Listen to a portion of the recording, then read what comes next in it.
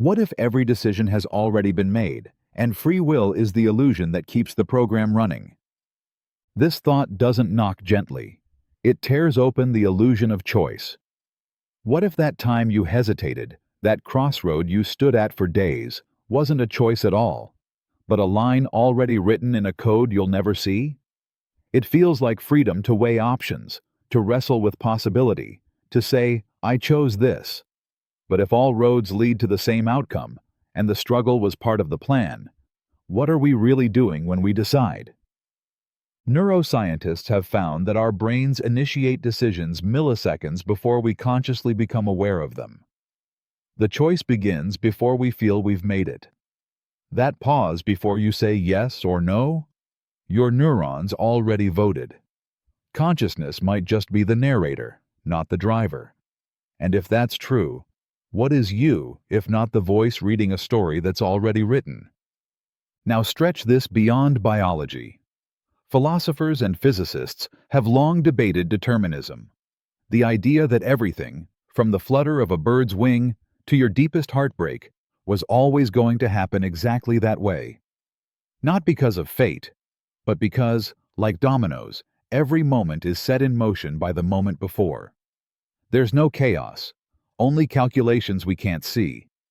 You might feel resistance rising, a scream inside insisting, I do choose. That scream is part of it too. The illusion needs defenders. The program protects itself by making you feel free, so you keep playing, so you keep hoping, so you keep blaming yourself when things go wrong, and congratulating yourself when things go right, never noticing that the game board was fixed. But what if you stopped? What if you saw through it, not in despair, but in awe? What if knowing that the play is written allows you to act your role with less fear, or more curiosity? The idea that you are not steering, that something deeper is pulling the strings, doesn't have to be terrifying. Unless, of course, you've built your entire identity on the idea that you are in control. Then it's not just unsettling, it's shattering. And maybe that's why it's so hard to let go. Because if you're not choosing, then what is choosing? And why? Someone somewhere might be dreaming this life, and they're about to wake up. What if this world, the people, the pain, the victories, the coffee, the weather, the tears in your pillow, the sound of your footsteps, is not yours at all? What if it's all just the flicker of neurons in the sleeping mind of someone else? A stranger, a dreamer, someone whose reality cradles yours like a fragile illusion pressed between heartbeats. And what happens when they stir? When their alarm clock rings? When their eyes open? You might think this is metaphor, but the mind can build entire universes in REM sleep. Vivid faces, conversations that never happened, architecture that defies physics, love stories that feel realer than waking life. People have wept for the lovers they never actually met, mourned the families they only dreamed. And they wake up devastated. Now reverse that. What if you are the dream? What if your deepest convictions, your name, your laughter, your fear of dying, are stitched from someone else's subconscious mind trying to make sense of their own chaos? In this idea, nothing is permanent. The street outside could dissolve if they turn in their sleep. That painful memory you keep reliving could vanish mid-thought if they shift positions. People you've loved might fade like breath on glass the moment they awaken. You wouldn't know. It wouldn't be a fade-out. It would be gone. No ending. Just never was. And here's the terrifying part. It would explain everything. The inconsistencies in life. The strange coincidences. The moments that feel too symbolic, too scripted. That eerie sense that life sometimes feels more like a story than reality. Because maybe it is. Maybe it's someone's inner struggle projected into a world that feels like home to you, but is just noise to them. You may never know the dreamer's name, but your world depends on their slumber, their stillness, their mind. You exist in their forgetting, in their desire to escape something real. You are the character they needed, and when they wake up, your sun won't rise, the sky won't hold, The people around you will simply stop. Not die, not scream, just stop. So sleep deeply, dreamer of the dreamer. Because the moment they stir, your forever might end without ever having begun. Your memories could be fake, implanted yesterday, 5 minutes ago, or mid-sentence. There's a quiet terror in trusting your own mind. Every time you recall your first kiss, your childhood bedroom, the sound of someone's laugh, you feel the weight of truth in it. But what if the weight is counterfeit?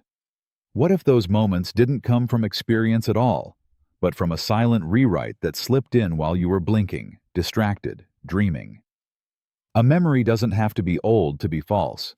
It can be placed delicately, like a whisper in your thoughts, so seamlessly that it feels like it's always been there. Science calls it memory implantation. A false image wrapped in a real emotion becomes indistinguishable from reality. The brain doesn't keep perfect recordings. It rewrites. It edits. It fills in gaps with the story that fits the feeling. And the more you remember something, the less accurate it becomes. Recollection is not retrieval, it's reconstruction. Every time you relive a moment, your brain might be quietly reshaping it, layering in a detail that was never there. Now imagine that happening not over years, but in real time. A memory you think you had for decades may have arrived seconds ago. That conversation with your mother, that heartbreak at 16, that promise you made and broke. What if none of it happened the way you remember? Or worse, what if it never happened at all? The horror isn't just that the memory is false, it's that you believed it so easily. Because memory isn't sacred, it's vulnerable, it's chemical, and if someone, or something, knew how to influence that chemistry, they could make you love a ghost or fear a lie. Think of the implications. Trust becomes fragile. Identity becomes unstable. If the past is flexible, then who are you really? What do you stand on when the ground of your own life can be rewritten mid-thought? It's not just gaslighting by another. It's self-gaslighting by a brain doing what it thinks is best. Comfort over truth. Story over accuracy. And once you accept that even your most sacred memories might be crafted illusions, the boundary between real and unreal starts to dissolve like ink in water. Mid-sentence, mid-breath, mid-life. What if you've already died, and this is your consciousness slowly fading out? There's a strange stillness that sometimes creeps in when everything feels too quiet. Time stretches. Moments blur. The world feels distant, like it's happening behind glass. What if that sensation isn't a symptom of exhaustion, but evidence? What if this isn't life continuing, but life unraveling? The thought slithers into your mind like cold fog. What if death already came?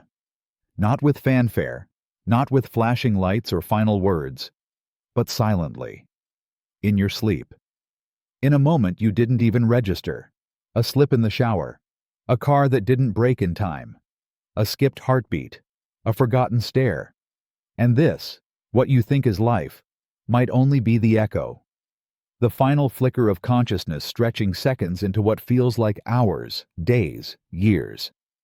The brain, starved of oxygen, doesn't shut down instantly. It burns bright in its last gasp. In trauma studies, they call it time dilation, the moment of death slowing down into a kaleidoscope of memory and emotion. People say they see their lives flash before their eyes. But what if it doesn't flash? What if it lingers? What if it feels like a continuation? Your job, your home, the people you think you're texting right now. What if they are just projections stitched together by a mind refusing to let go?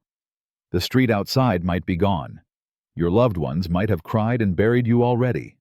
But your brain, in its last fireworks of function, created a soft cocoon of reality to keep you from panicking. It's not lying to you out of malice. It's trying to cradle you until the light fades gently. And that would explain why things sometimes feel off, why moments glitch, why you walk into a room and forget why you're there, why time feels both endless and thin.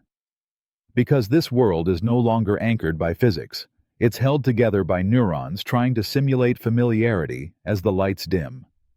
Maybe that voice in the back of your head, the one that whispers that something doesn't feel right, isn't anxiety. Maybe it's the part of you that knows, the part watching the edges blur, watching the dream slip, watching the curtain fall in slow motion, and calling it life. Every face you forget might have never existed. There are faces you've passed in hallways, on subways, in dreams. Faces you saw once in a crowd. Faces you swore you'd remember. Faces that felt familiar but melted the moment you looked away. But what if forgetting isn't just a passive act? What if it's a deletion? Not from memory, but from reality. The mind is a fragile archivist. It decides, without asking, what to store and what to discard. You meet someone, lock eyes for a moment, maybe even smile, and then they vanish. Not just from your thoughts, but from the world. What if remembering keeps something real, and forgetting erases its entire existence? That stranger you passed might not just be lost in your mind. They might be gone, unwritten, as if their thread was clipped the moment you failed to hold on to it. The idea is more than poetic. Quantum theories suggest particles don't fully exist until observed. Reality collapses into form only when attention is paid. And what if consciousness behaves the same way? What if people, fleeting and peripheral, only exist because someone remembers them, and the moment they're forgotten, they unravel? Think of all the people who feel like a dream now. The barista you saw once, the classmate from a forgotten year, that person you told a secret to in a moment of weakness and never saw again. What if their whole presence hinged on that memory, and now that it's gone, so are they? Not just unknown, unmade. This would mean you are unknowingly the architect of disappearance. Each time your brain prunes an unused face, it could be ending a reality, a whole being, collapsed like dust behind a closed door. And the terrifying part is, you wouldn't know. No alarm, no proof. Just a quiet vanishing, like breath fading on glass. It casts a dark shadow on forgetfulness, makes memory feel sacred, makes every person you remember a survivor. Because if every forgotten face might have never existed, then what is anyone, really, without remembrance? Just noise in the background of someone else's story, waiting to fade, waiting to be erased by inattention, waiting to never have been. There may be a version of you that made every wrong choice, and it's still watching you. The idea is simple, but it doesn't sit still. It breathes down your spine. What if every decision you didn't make, every job you turned down, every person you let go, every impulse you ignored, splintered into a shadow version of yourself? And what if those versions didn't vanish, but lingered, watching, waiting, wishing? Picture it. A version of you that stayed in the relationship you escaped. Another that never left your hometown. One that took the wrong turn that night. One that said yes when you said no. One that said nothing at all. These selves aren't just ideas. They could be conscious, tethered to your mind by threads you'll never see. Echoes with eyes. And the one that made every wrong choice? It's not angry. It's fascinated. It wants to see what you've done with the life it didn't get to live. Some theories in quantum physics suggest that every decision causes the universe to split, creating infinite versions of reality where every possibility plays out. In one of those timelines, there's a you drowning in regret. A you who burned every bridge, trusted the wrong hands, chased the wrong dream until it chased them back. But consciousness doesn't need space to travel. It leaks. It overlaps. And sometimes, in the quiet moments, it presses its face against the glass. Have you ever felt watched when no one was there? Have you ever looked in the mirror and felt like something else was looking through you? That's not superstition. It's that other you, curious, jealous, silent. The one who wonders how you got away. The one who lost everything. the one who wants to feel your wins as their own, the one who might whisper thoughts into your mind, not because it hates you, but because it wants to feel alive again. Every fear you have of messing up your life, they've already lived it, and they watch you not to harm you, but because you're the last flicker of hope they understand. You are their television, their prayer, their punishment. You are what they could have been, and they never blink. The more you look into the void, the more it recognizes your shape. There's something magnetic about staring into nothing. A black sky at night. The blank wall in your bedroom. The endless scroll of thoughts when silence becomes too loud. But what if nothing isn't empty? What if, when you look long enough into stillness, it begins to know you back? The void is not absence. It's awareness without form. It doesn't blink. It doesn't speak. But it watches. And it remembers. Every time you pour your gaze into it, it learns something. Not about your name or your story, but your outline, your patterns, your emotional fingerprints, like a mirror that doesn't reflect what you see, but what you are. We're taught that staring into darkness is harmless, a poetic gesture.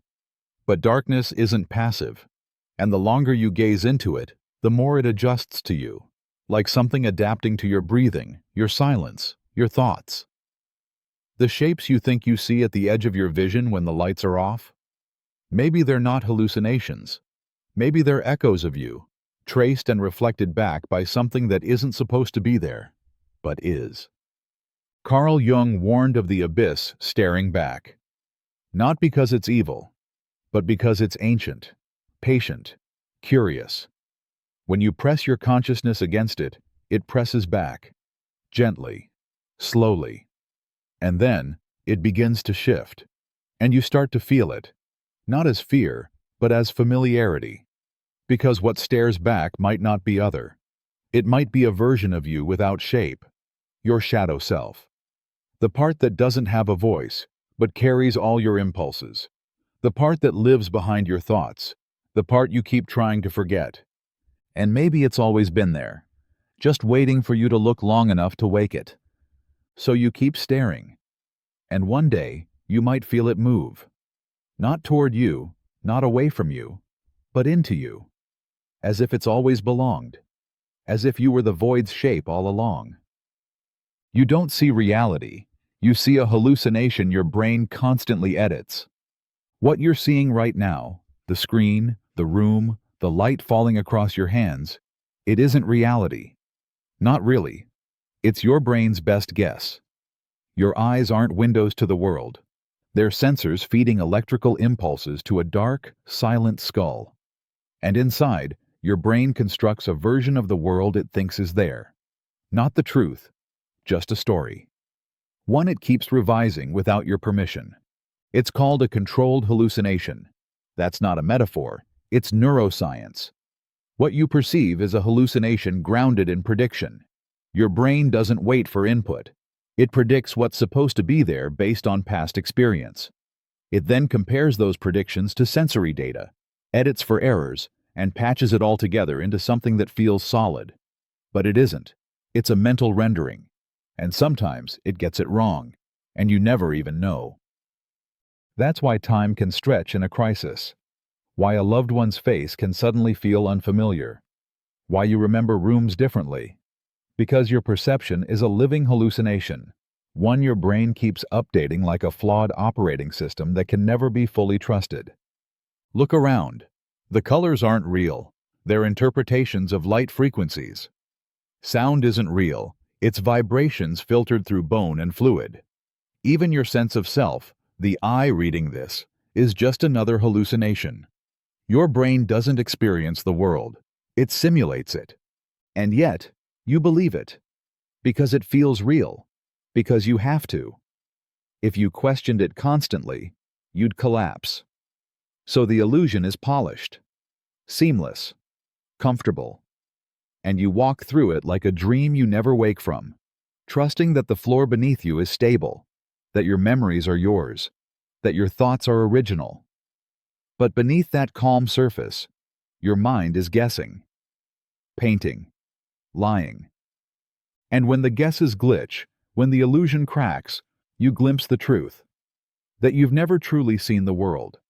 Only a version of it filtered through fear, hope, trauma, memory, language, biology. A hallucination wearing a mask of reality. One you didn't choose. One that's always changing. One that may never stop. One day, your name will be spoken for the last time, and no one will notice.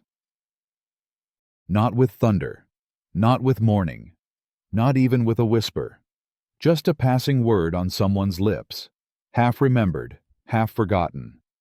Spoken maybe in a joke, maybe in a story that's already fading, or maybe by someone who doesn't even know what it meant to say it. And then, silence. Forever. There's a terrifying quiet that lives beneath our need to be remembered. We inscribe our names into photos, into documents, into online profiles. We tell stories, leave messages, hope someone somewhere will hold a piece of us long after we're gone. But names are fragile. They're held in the breath of others, in the recall of minds that forget their own birthdays. All it takes is time. And time doesn't care. You won't hear the moment it happens.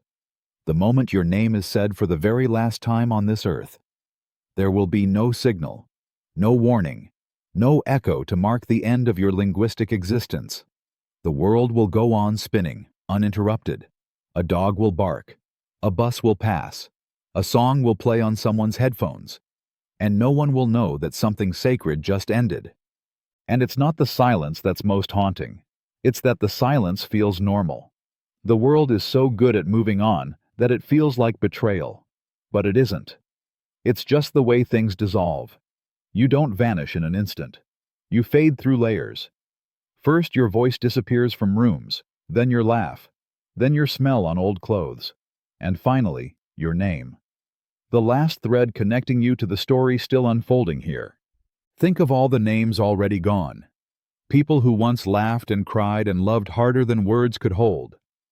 Gone not just in body, but in memory, in mention, in meaning. Now think of your own name. Not just how it sounds, but how it felt in someone's mouth when they said it with love, or anger, or grief. That feeling will vanish too. Because even names have a death. A quiet, invisible one. And when it comes, the world won't flinch. It will breathe in. It will breathe out. And never say it again. The self you talk to in your mind may not be you. There's a voice in your head right now. The one reading this. The one that comments when you make a mistake, whispers during silence, argues with itself when no one else is around. You call it me. You assume it's yours. But what if it's not? What if the voice narrating your life is just that? A narrator, an actor, a filter, a passenger who climbed into your mind long ago and never left. Not evil, not divine, just not you. This voice remembers things you don't want to remember. It judges without your permission. It rewrites your memories, questions your worth, mocks your hope, tries to protect you by drowning you in doubt. It tells you who you are, what you deserve, how much time you've wasted, and why you should be afraid. And you listen, because it sounds like you. But what if it's only a recording? A voice built from the fragments of others, parents, teachers, old lovers, culture, trauma. A voice you inherited like a hand-me-down coat and convinced yourself it fit. Psychologists call it the inner critic. Mystics call it the false self. But names don't matter when the voice is whispering at 2 a.m. that you're not enough, that no one's coming, that you've already failed. You argue with it. You obey it. You surrender to it. But what if that voice was never yours to begin with? The brain constructs identities the same way it constructs dreams. Chaotically, emotionally, with no clear origin. The you that speaks internally may just be the loudest echo in the chamber, not the truest one. And sometimes, when you're still, when you're watching the sky or caught in awe or grief, that voice goes quiet. And something else stirs. Not words, not noise, just presence, silent, rooted. That might be the real you, the one that doesn't need to speak in order to be. So the next time the voice talks, don't answer right away. Listen behind it. Who benefits when you believe it's fear? Who suffers when you call it truth? That voice may live in your mind, but it does not live for you. It may know your story, but it is not your soul. Some dreams feel like memories because they are. There are dreams that haunt without reason. Not nightmares, not fantasies, just flashes of something that feels too specific to be random. A hallway you've never walked, but could map in perfect detail. A stranger's face that carries weight like an old friend.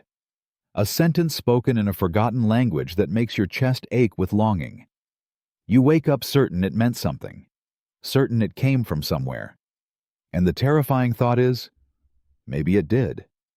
The mind is not a vault. It's a labyrinth. And memory doesn't just store the present. It bleeds across time, space, even identity. Some dreams feel like memories not because they resemble life, but because they are life. Lives you don't consciously remember. Lives that don't belong to your current name, your current skin, or this fragile timeline you call yours. But they still live somewhere beneath your waking mind, waiting for the right scent, the right song, the right shadow to unlock them in sleep. Science calls it cryptomnesia, forgotten memories resurfacing in dreams, misattributed as new. But what if it's more than that? What if the mind doesn't just store what this body has lived, but what the soul has touched across centuries? Reincarnated fragments, ancestral imprints, alternate timelines bleeding through like water under a cracked door. What if sleep is not rest at all, but return? You wake up gasping from a dream where your lover was dying, but you don't know their name. You remember the smell of smoke, the color of the curtains, the exact rhythm of their voice. None of it makes sense in this life, but it still makes you weep. Why? Because the body may forget, but the soul doesn't. And maybe this is why some dreams linger longer than waking moments. They feel like déjà vu stretched across dimensions, like a warning, like a reunion, like a goodbye that never had time to happen. And it shakes you because no one else seems to understand. But deep down, part of you knows. It wasn't just a dream. It was something you lost a long time ago, or someone, or someplace. And in the brief hours of sleep, it found its way back to you, just for a moment, before vanishing again into silence. You've walked past people you were meant to love, but never will. They were right there, a few feet away, a passing blur in a hallway, a stranger waiting behind you in line. Someone who locked eyes with you for a second too long in a place you've already forgotten. You didn't speak. You didn't know. But something in that moment almost did. A thread that could have been tugged. A life that could have unfolded. But it didn't. And it never will. Love isn't just who you find. It's who you miss. Who the timing failed. Who the city was too big for. Who the train pulled away from a second too early. The person you were meant to comfort on their darkest night. The hand you were supposed to hold in an unfamiliar country. The laugh that was meant to soften your sharpest edges. They're still out there. Or maybe they aren't. But you never saw them again. And they never saw you. Not fully. Only the version that walked past them without knowing what could have lived in the spaces between your silences. This isn't fate being cruel. It's the terrifying abundance of possibility. Every day you move through invisible doorways, missed connections, alternate lives buried under what-ifs. In another version of reality, you smiled, you said something, you stayed, and it changed everything. In that life, your heartbreak never happened, or it did, but it was shared, softer, held. They could have been the one who remembered your coffee order, who stood with you in grief, who reminded you how bright you are on days you forgot. But instead, they walked out of frame, and you never knew what the camera missed. You didn't fail. Neither did they. The world just turned too fast. Now you carry pieces of them without knowing it. A scent, a word, a song that stings without reason. The echo of something that never began, but still somehow haunts you. You loved them in potential, in silence, in parallel. And maybe they felt it too. That strange flutter when paths cross but don't collide. That aching recognition with no history to back it up. You passed them once, and then passed through a life you'll never get to live. You can never truly know if anyone else is real. You see them every day, talking, laughing, crying. They hold your hand. They break your heart. They text you back or leave you on read. But the terrifying truth is, you can never know, truly know, if they're anything more than shadows in your consciousness. They feel real. Their words seem genuine. Their pain appears convincing. But everything you experience of them comes through one narrow filter, your mind. And your mind lies, constantly. It fills in gaps. It assumes. It projects. It edits. The voice you hear when someone speaks isn't them. It's your brain interpreting vibrations and turning them into something familiar. Their face? A constantly updated image your brain is re-rendering, based on angles, lighting, memory. You've never seen anyone outside your own perception. You've never felt a feeling that didn't first pass through your own nervous system. So how can you be sure that what you're seeing isn't just a simulation built to keep you company? This is the horror of solipsism. The idea that only your consciousness is certain and everything else might be a hallucination with good timing. That the barista smiling at you, the friend you vent to, the stranger crying on the train. They might be echoes, not people, but placeholders, supporting roles in your own private stage play, designed not out of cruelty, but function, to give you the illusion of interaction so you don't collapse from loneliness. And the more you search for proof, the more the silence grows. You can ask someone if they're real, but their answer arrives through the very system you doubt. You can watch someone sleep, cry, break down, but even suffering, even love, can be scripted if the script is convincing enough. Some call it a philosophical game. Others brush it off with faith, religion, science, connection. But in the quiet moments, when you sit alone and stare out a window, a deeper question arises. Not, are they real? But, would it matter if they weren't? If everyone is a figment, why do they hurt you? Why do they leave? Why do they teach you things you didn't know? Maybe that's the real trap. Not knowing if they're real, and still caring anyway.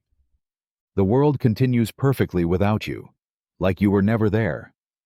There's a kind of grief that doesn't wait for death. It lives in the quiet realization that the world does not depend on you. That everything, traffic, weather, laughter, war, birth, betrayal, healing, will go on untouched by your presence. You could vanish tomorrow, and the sun would still rise on time. The coffee shops would still open. The earth would still spin like it owes you nothing. Because it doesn't. It's not cruelty. It's indifference. The wind doesn't mourn who no longer walks through it. The ocean doesn't remember who once screamed into its waves. Even the places you called home, once yours, filled with your scent, your sound, your shadow, they move on. They are cleaned, rearranged, rented, forgotten. Your empty chair becomes someone else's comfort. Your favorite corner becomes someone else's beginning. You become a whisper in a room that doesn't echo anymore. And the people, you think they'll fall apart, that the hole you leave will gape open forever.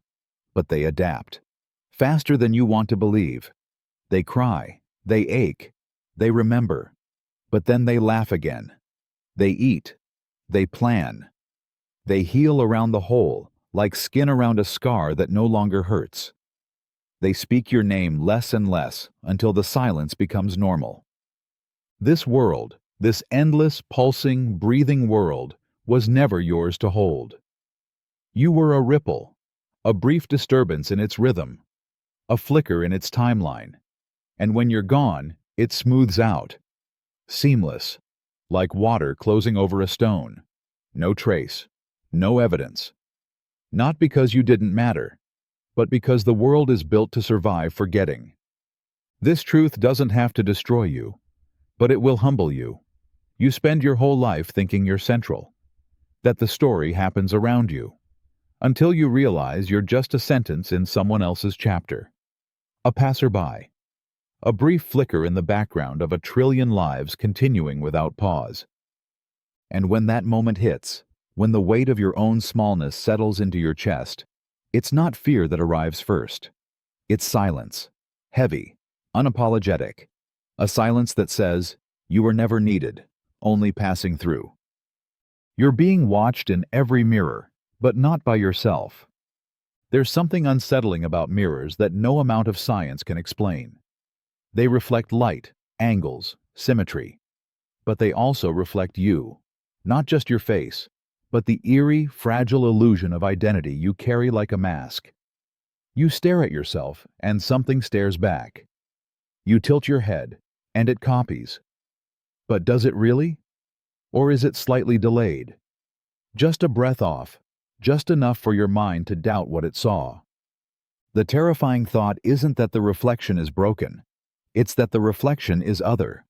Not your reflection at all, but a presence mimicking you, watching you, learning your habits, your smiles, your pain. A silent observer trapped behind glass, not a trick of light, but an awareness that wears your face. And it watches, always. In ancient folklore, mirrors were considered portals, not just into other worlds, but into other versions of you. Some believed your reflection could steal your soul if you stared too long. Others believed mirrors held spirits, trapped and restless, feeding on the energy of the living. Science dismisses it. But your instincts don't. That chill you feel while brushing your teeth late at night. That inexplicable fear when the lights are off and your eyes drift toward the mirror, even though you know better. It's not the darkness that scares you. It's the idea that something is watching and choosing not to blink. And why do mirrors feature so often in horror? Why do stories begin with a child talking to their reflection and end with silence? Because we've always sensed that something waits on the other side. Not just a reflection, a witness. Something that mimics you until it doesn't, until it smiles when you don't, or tilts its head when yours is still. And maybe the most terrifying part is this. What if the person in the mirror isn't trapped? What if you are? What if this life, the routines, the memories, the body you believe is yours, is the false layer? What if the real you is the one behind the glass, waiting to be remembered, waiting for the one moment you stare too long, and finally switch places? And when that happens, you won't notice. But they will. Your life's most important moment might have already passed unnoticed. It could have been so small, you didn't even flinch. A sentence you almost ignored. A breath you didn't hold long enough to remember. A night that felt too ordinary to matter. But in the quiet fabric of time, the most significant thread might have already slipped between your fingers, and you didn't even know you were holding it. We expect our defining moment to arrive with sound, with spotlight, with some cinematic pause that lets us know, this is it. But life doesn't offer that kind of clarity. It offers casual Tuesdays, missed phone calls, street corners. A gaze held half a second too long. The truth is, your most pivotal moment might not have felt like a turning point at all. It might have felt like background noise. That time you walked away instead of arguing. The stranger you smiled at but never spoke to. The message you deleted. The gut instinct you dismissed. Maybe that was it. The fork in the road you never saw as a fork. And now you're somewhere completely different than where you were supposed to be. Or maybe right where you needed to be. But you'll never know. Memory is too fragile to help you track it. And meaning doesn't always reveal itself in real time.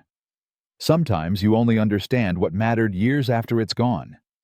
By then, the room is empty. The echo has faded. And you're left chasing the feeling of something you didn't realize you should have held on to harder. We carry this illusion that the big moments are still ahead of us. that we'll know them when they come, that we're building toward something grand.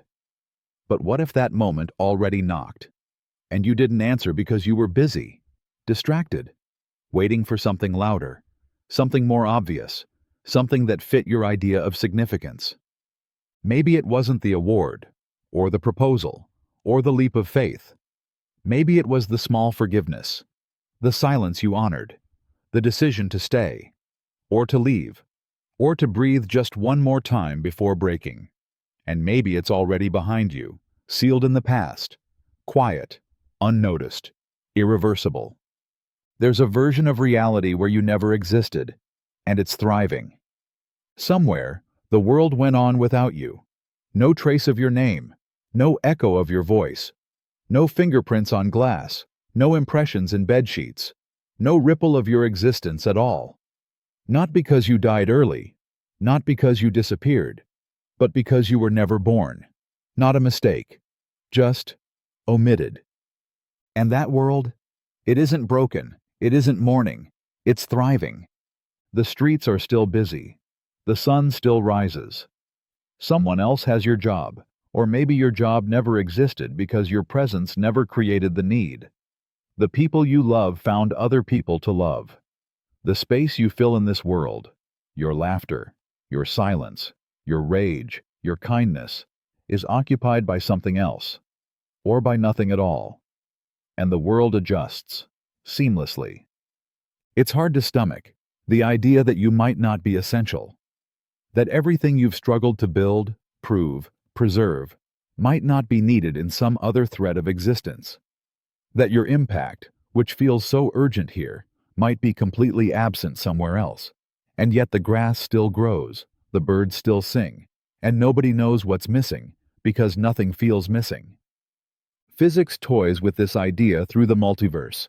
The theory that there are infinite timelines running parallel to ours, each slightly different. In some, you're a different version of yourself. In others, you never came to be. And some of those worlds are better off. Fewer heartbreaks, fewer mistakes, fewer chain reactions caused by your most regrettable choices. And that's where the thought turns sharp. Because you begin to wonder, not just about the world, but about yourself. Have you been holding on to the belief that you matter because it's true, or because the alternative is unbearable? You imagine standing on the edge of that other version of Earth, watching from a window as it hums along without the weight of your existence. And it's not cruel. It's not even indifferent. It's just fine. And that's what breaks something in you. Not rage, not despair, but the aching realization that the universe doesn't need a reason to move on without you. Because it already has. Somewhere. The voice in your head doesn't age with you. You grow older. Your body changes. Your face carries time like it was carved there on purpose. People notice. Photographs prove it.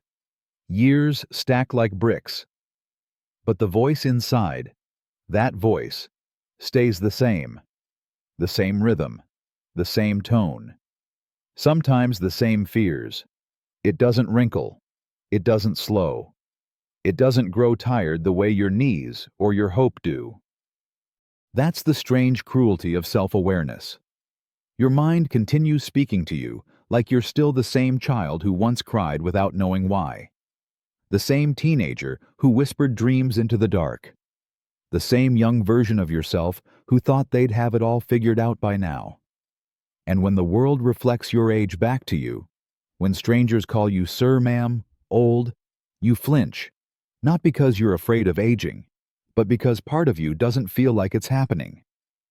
The voice narrating your thoughts still stumbles over the same doubts, still repeats old wounds like bedtime stories, still measures your worth against invisible rulers you never agreed to. And when you achieve something, when you break a cycle or reach a goal, it doesn't always cheer. Sometimes it just stays quiet, as if it can't keep up, as if it didn't notice that you've changed. That voice is your oldest companion, but it's not always honest.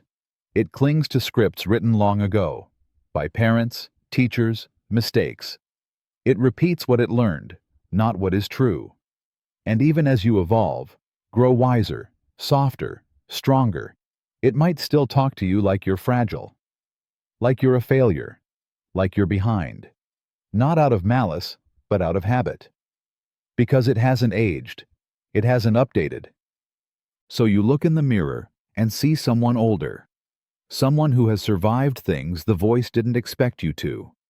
And still, it says, "You're not enough." Still, it whispers, "Who do you think you are?" But maybe the problem isn't you. Maybe the voice got stuck, trapped in a version of you that no longer exists. And now, every time you hear it speak, you're not listening to the present.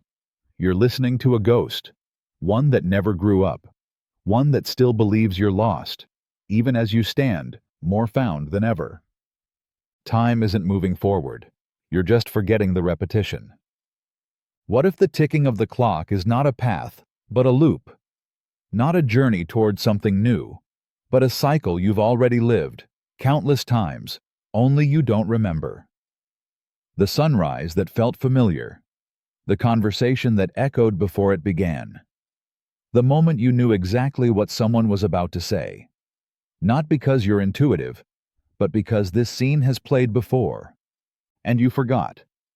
That's the only difference between now and before. Not progress, not growth, just amnesia. Carefully placed, perfectly timed. A design so flawless it convinces you each morning is brand new, that each pain is unprecedented, that each kiss is original. But what if it's all been looping for lifetimes, and the mechanism that keeps it going is simple? Forgetting? This would mean there's no next, no future rushing toward you, only recurrence. A carousel of identical moments dressed in new disguises. You think you're aging, evolving, becoming someone different. But what if you're becoming exactly who you already were? Again, and again, and again. There's a name for this terror. Eternal recurrence. A theory that every action, every breath, is destined to repeat in the same order, forever. Not as metaphor, as reality.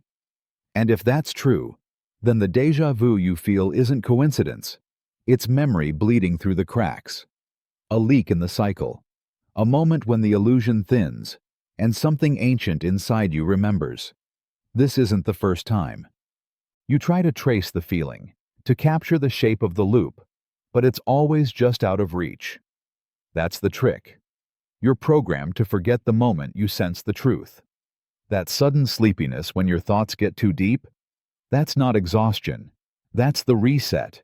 That's time pulling you back under before the pattern becomes too obvious. Because the system doesn't want you to notice. If you noticed, it would lose its power. You'd stop caring about consequences. You'd stop fearing death. You'd stop believing in progress. And then what? The illusion would collapse. The stage lights would dim. And maybe that's the scariest thought of all. Not that you're trapped in time, but that the trap only works if you keep forgetting. There's a final thought before death, and no one remembers what it is. It comes like a breath you didn't mean to take. Quiet, precise, private. The last flicker of consciousness before everything dissolves. And no one has ever returned with it. Not fully, not clearly. It slips through the cracks of resuscitation, evades language, fades with the closing of the eyes. A final thought, so intimate, so raw, that it dies with the one who had it. People speak of lights, tunnels, loved ones waiting. But those are stories the mind offers in its twilight, not the final sentence. The truth is colder, stranger. The last thought remains unrecoverable. It's the one thing death takes completely. Not the body, not the heartbeat, but the wordless awareness that lands at the very edge of being. What if it's regret? What if it's peace? What if it's not even a thought, but a realization too vast to describe, one that arrives too late? Some whisper of understanding, some gasp of clarity. Maybe it's a question. Maybe it's an apology. Maybe it's something so simple, so brutally human, like, wait, or oh, or this is it. No machine can catch it. No witness can hear it. And those who've come back from the edge, they speak of what led up to it. The moments before the moment. But never the moment itself. Never the final line. Because by the time it comes, language has gone. The body is silent. The brain is collapsing inward like a dying star. And that last spark, whatever it is swallowed by the dark. You've been rehearsing it your whole life without knowing it. In those seconds where everything slows, in the hush of heartbreak, in the grip of near misses. You've tasted fragments of it, when you thought it was the end, but it wasn't. And each time, you were changed. Because the edge has gravity. It drags meaning out of the meaningless. And somewhere in that pull, the final thought waits. But it isn't for remembering. It isn't for sharing. It belongs only to the one who thinks it. And once it arrives, no more words are needed. Because everything, every scream, every kiss, every sorrow, every joy, has already folded into it. The story ends not with punctuation, but with a silence no one else will ever hear. Your happiest memory might belong to someone else. Close your eyes and think of it, that one moment that glows when everything else in your life goes dark. Maybe it's the warmth of a hug that felt like home, a night under stars that seemed too bright to be real, a laugh shared with someone who made the world stop spinning. That memory feels like yours, feels sacred, untouchable. But what if it isn't? What if it was never yours to begin with? Memories can be transferred, not physically, not yet, but emotionally, subtly, through stories repeated often enough, photographs studied long enough, or dreams vivid enough to blur the line. You hear someone talk about a perfect afternoon, and somehow your mind begins to stitch it into your own narrative. A borrowed image, a second-hand feeling, slowly morphing into something you swear you lived. But you didn't. And the more time passes, the more you defend it. You feel it in your bones. But the bones lie. The mind prioritizes meaning over accuracy. If something feels healing, it doesn't matter where it came from. The origin becomes irrelevant. But deep down, part of you knows. That memory feels slightly off, like a suit that fits perfectly but was tailored for someone else. That laughter wasn't yours. That kiss never really touched your lips. That joy you replay at night? You were watching it, not living it. It's not always manipulation or malice. Sometimes it's survival. Sometimes your mind, desperate to protect you from emptiness, builds a bridge from borrowed joy. A memory offered up by the ether, by another soul, by someone who did live it. Maybe someone gone. Maybe someone who never existed here, in this reality, but whose emotions were so powerful they left a residue strong enough for you to inherit. And now it's your anchor, your light. But it was never your past. The haunting part is this. If your happiest moment might not be yours, what else in your mind is adopted? What else was stitched in to keep you whole? And when you wake up tomorrow and reach for that perfect memory to remind yourself who you are, will you still believe it's yours, or feel the whisper of someone else's heartbeat pulsing behind it? You might have already lived this life 1,000 times and failed every time. What if this isn't the first run? What if you've been here before, right here, reading these words, breathing this breath, feeling that tightness in your chest without knowing why? What if you've already lived this exact life, made these same choices, whispered the same desperate prayers in the dark, only to end up in the same place, again and again? The idea isn't new. Some call it eternal recurrence. Others, a loop, a karmic prison, a soul trap. But the terror doesn't come from repetition. It comes from failure. Because if this life has played out 1,000 times, then that means something is keeping you here. Not to punish you, to teach you. And you still haven't learned. Maybe you always give up at the same moment. Trust the wrong person. Betray yourself in the same way. Maybe you're always too late to say what needed to be said, or too early to walk away. The pattern doesn't have to be dramatic. It just has to be incomplete. Some quiet flaw in your character. Some refusal to wake up. Some lesson you promised to master, but forgot the moment you were born again. And what if your dreams are leaks? Leftovers from previous loops. Echoes of lives that ended before this one began. Maybe that house you dream of is the one you never got to build. Maybe that stranger you keep seeing was once your everything. Maybe that fear you can't explain isn't irrational, it's memory. The horror isn't that you might be stuck. It's that you might not even be close to breaking out. You might still be choosing comfort over growth, avoidance over truth, familiar pain over unfamiliar freedom. And each time you blink, thinking you've got time, the cycle resets. It makes every second heavier, every decision more sacred. Because if this is the 1,000th try, and you're still here, something in you refuses to quit. And that counts for something. But know this, the loop doesn't end just because you suffer. It ends when you change. Not in theory, in action, in silence, in the moment you finally do what the past versions of you never could. But if you don't, it restarts. And you'll feel that ache again, that haunting sense of, haven't I been here before? Yes, you have. And you failed. Again. Not every you in a dream is dreaming from this reality. You've had those dreams, the ones where you're you, but you're not.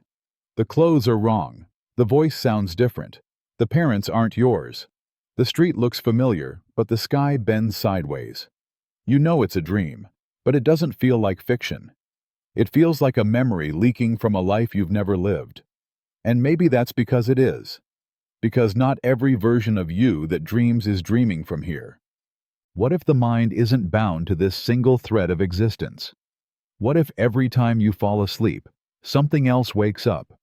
A parallel version of you, living in another timeline, another world, another body. And in those hours when your eyes are closed, you drift into their dream. Their emotions flood your subconscious. Their fears paint your sky. Their regrets shape your scenery. And for a moment, you become them. Or maybe you already are. The multiverse isn't just theoretical anymore. Quantum science whispers that every possibility exists. Infinite versions of you, some kinder, some crueler, some wildly unrecognizable, playing out infinite lives across invisible planes. And what if dreams are the only time the veil thins? What if the barrier between selves breaks just enough for your awareness to slip sideways? That would mean you've wept for strangers who were really yourself. You've kissed lovers you've never met here, but remember somehow. You've screamed in languages this tongue doesn't know. You've died, and then woken up in a bed that doesn't remember the pain. Not because it was fantasy, but because it happened to another you, who is still out there, still trying to make sense of a dream where they were you. And when you wake up drenched in confusion, wondering why a world that never existed hurts like a real goodbye, it's not a glitch. It's a reunion. You weren't dreaming. You were visiting, borrowing the eyes of a version of yourself that can't see this world, just like you can't always see theirs. The scariest part? Maybe they're dreaming of you right now, and maybe they're starting to wake up. When you sleep, something else wears your body. There is a strange vulnerability in sleep that no one wants to talk about. It's not just unconsciousness, it's surrender. For hours, you are absent, not just unaware, but gone. The body remains, warm and breathing, but you, the thinking, feeling presence, slip somewhere else. You disappear into a void of dreams, fragments, and silence. And in that emptiness, something else has room to move in. The idea seems ridiculous in the daylight, but when the world grows quiet and the shadows get long, it returns. The question: who's inside you when you're not? You don't remember how you rolled over in the night. or why you woke up facing a different direction, or what you said in your sleep while your eyes stayed shut. You trust the body was yours the whole time. But how do you know? Some cultures speak of dreamwalkers, of spirits that slip into bodies left open by unconscious minds. Others whisper of parasites, not physical, but energetic, that feed on vulnerability, wearing you like a coat, moving your limbs, planting thoughts that don't belong to you. And when you wake, you feel off, not possessed, not cursed, just not quite you, like something borrowed your name while you were gone. It's easy to dismiss. Just dreams, just sleep paralysis, just nerves. But what if those whispers at the edge of consciousness aren't imaginary? What if that heaviness in your chest at 3:14 a.m. isn't anxiety? What if the reason you sometimes wake up afraid for no reason is because something else knows your body better than you do? Sleepwalking, talking in tongues, laughing while unconscious. People dismiss it as quirks of the brain. But what if the brain is simply recording traces of something that doesn't belong? A presence with no face, no voice, just movement, just silence, just a will that isn't yours pressing into flesh that is. You leave your body every night without questioning it, and every morning you trust that it was waiting faithfully, untouched. But trust isn't proof, and silence isn't safety. There are things that wait patiently, not to hurt you, but to be you. If only for a few hours, if only while the lights are off, if only while you're dreaming, unaware that something else is wide awake, inside your skin. The universe doesn't care if you understand it. It just watches. We search for meaning in everything. We point telescopes at stars that died before we were born. We trace equations across whiteboards like they're spells to unlock the divine. We kneel before gods, build temples out of data, write poetry to silence. All of it. Desperate. Beautiful. Human. But the universe doesn't blink. It doesn't nod. It doesn't answer. It just watches. It doesn't cheer when you have an epiphany. It doesn't mourn when you feel lost. Your questions don't echo across galaxies. They dissolve. The planets don't slow down when your heart breaks. The black holes don't flinch when you beg to know why you're here. The laws of physics don't pause to explain themselves. Because the universe doesn't care if it makes sense to you. It only cares that it is. And it is. Vast. Cold. Alive in ways your language can't hold. Existing not to be understood, but to exist. And in that indifference lies something terrifying. Your comprehension isn't required. You could spend your whole life trying to map the stars and die no closer to truth than when you started. You could unravel your mind in search of a creator and find only silence thicker than thought. But it's not just silence. It's surveillance. A stillness that feels like it's noticing. A presence that never speaks but never leaves. When you sit alone at 3 a.m. and the wind doesn't move and the sky seems too quiet, what you feel pressing against your chest isn't fear. It's recognition. The sense that something ancient and immeasurable is watching, not because it cares, but because it can. It sees your moments of clarity. It sees your madness. It sees you talking to yourself in the dark, trying to decode the symbols that repeat in your life like broken syntax. But it doesn't reach out. It doesn't explain. It doesn't comfort. Because understanding is a human addiction, not a universal requirement. And that's the true horror. The universe is not cruel. It's not kind. It's not even distant. It's indifferent. And it watches you the way fire watches paper, without judgment, without pause, without the slightest desire to help it stop burning. The people you've forgotten still think of you. They remember the version of you that no longer exists. The smile you gave once and never again. The time you helped without realizing. The way your voice sounded in a hallway they still walk through.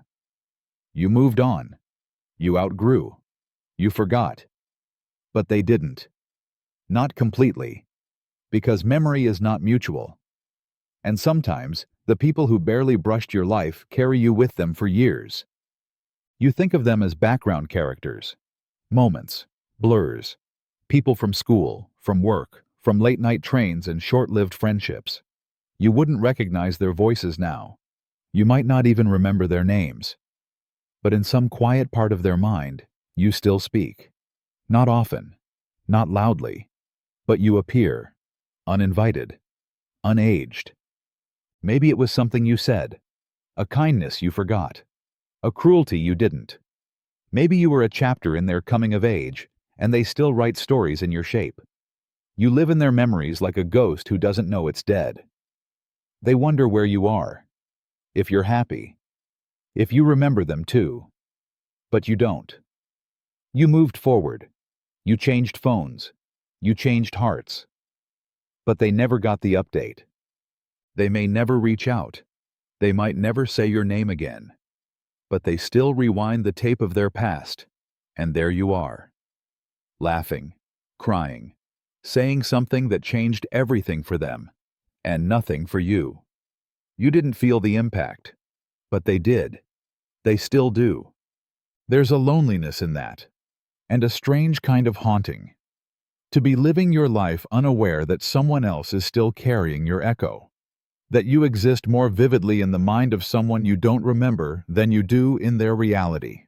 That in some apartment, or small town, or distant country, you are a recurring thought in the life of a stranger you once knew well. You might be the memory they use to fall asleep, or the ache they feel when a song comes on, or the almost text they type and delete. You are forgotten only on your end. On theirs, you're still alive, still speaking, still held, and you may never know just how deeply you lasted in a mind you left behind. Some déjà vu is a warning you keep ignoring. That sudden jolt. The moment that freezes you mid-sentence. You've been here before. Not just vaguely, exactly this. The same light, the same breath, the same line of dialogue playing out like a rerun you never agreed to watch. You laugh it off, say weird, and move on. But deep down, something colder stirs. What if it's not weird? What if it's a message? A flare in your nervous system, screaming from somewhere outside of time. Pay attention. You missed this last time. Déjà vu is often treated as a harmless glitch in the brain's memory system. A momentary misfire between short-term and long-term processing. A hiccup. But what if it's more than that? What if it's a fragment of a pattern you're trapped in, one that you're not meant to notice? What if it's not your brain lagging behind, but reality skipping like a scratched record? And worse, what if you keep ignoring it because you're not supposed to remember? The uncomfortable possibility is this. Déjà vu might be evidence that your life is on a loop, that you've lived this moment before, and that you're repeating it now because something went wrong last time. A choice unmade, a path avoided, a danger unseen. And the déjà vu is your only clue. A pulse in the script, a fracture in the illusion, a whispered watch closer before it's too late. Sometimes it hits before a betrayal, before an accident, before the words you'll regret. And if you listened, if you paused, truly paused, you might feel it. A fork in the timeline. One that's begging you not to keep walking the same path. But the world is loud. Your routine is louder. And it's easier to dismiss the feeling than confront what it might mean. You say it's nothing, that it'll pass. But it doesn't. It comes again. Different room, different face. Same static behind the moment. And every time you ignore it, the warning gets quieter. Until one day, it stops coming entirely. Not because you're safe, but because it gave up. You might be the only sentient being in your entire world. Look around you. The people passing by. The ones you love. The ones you fear. The ones who seem as complex and vivid as yourself. What if none of them are real in the way you are? What if they talk, laugh, cry, and bleed, but only because that's what they're meant to do? What if you're the only one behind the glass, and everything else is just set design?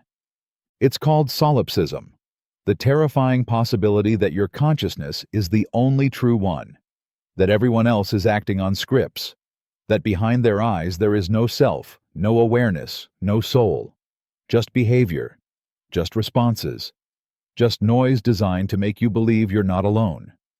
But you might be. Utterly. Irreversibly. The barista who smiles every morning might vanish the moment you leave the cafe.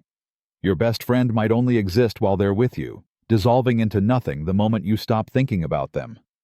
Even your parents, your history, might be manufactured to keep you grounded, so you don't question the silence behind their gaze.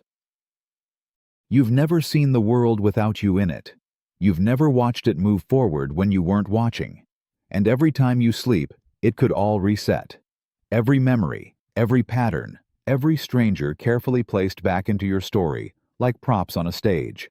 And no one would know, because no one can.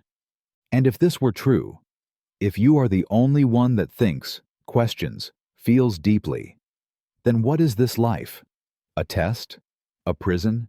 A dream? Or something worse? A cruel theater designed to trap you in comfort, just believable enough to keep you from noticing the emptiness? Think about the last conversation you had. Did they say something you didn't expect? Or did it feel too perfect, too rehearsed? Have you ever stared into someone's eyes and suddenly felt nothing behind them? A flicker of absence? A coldness you couldn't name? It could all be coincidence, or it could be design. Either way, the question won't leave, because once it's asked, something in you watches differently, listens harder, waits for someone, anyone, to prove they're real. And until they do, you carry the unbearable weight of maybe being the only mind that truly exists. Alone. Surrounded by voices that were never meant to answer back. Your deepest fear might not be yours. It could be inherited.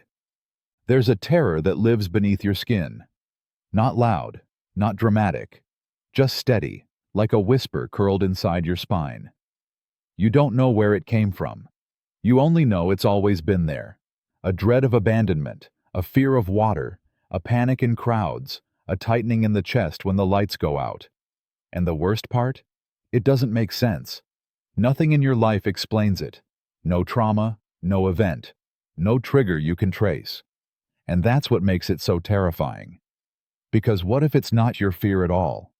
What if it was passed to you like a secret too heavy to carry, embedded in your cells, wrapped in silence? What if your blood holds the shadows of people you've never met? Their screams, their hiding places, their final moments etched into the DNA you casually call yours?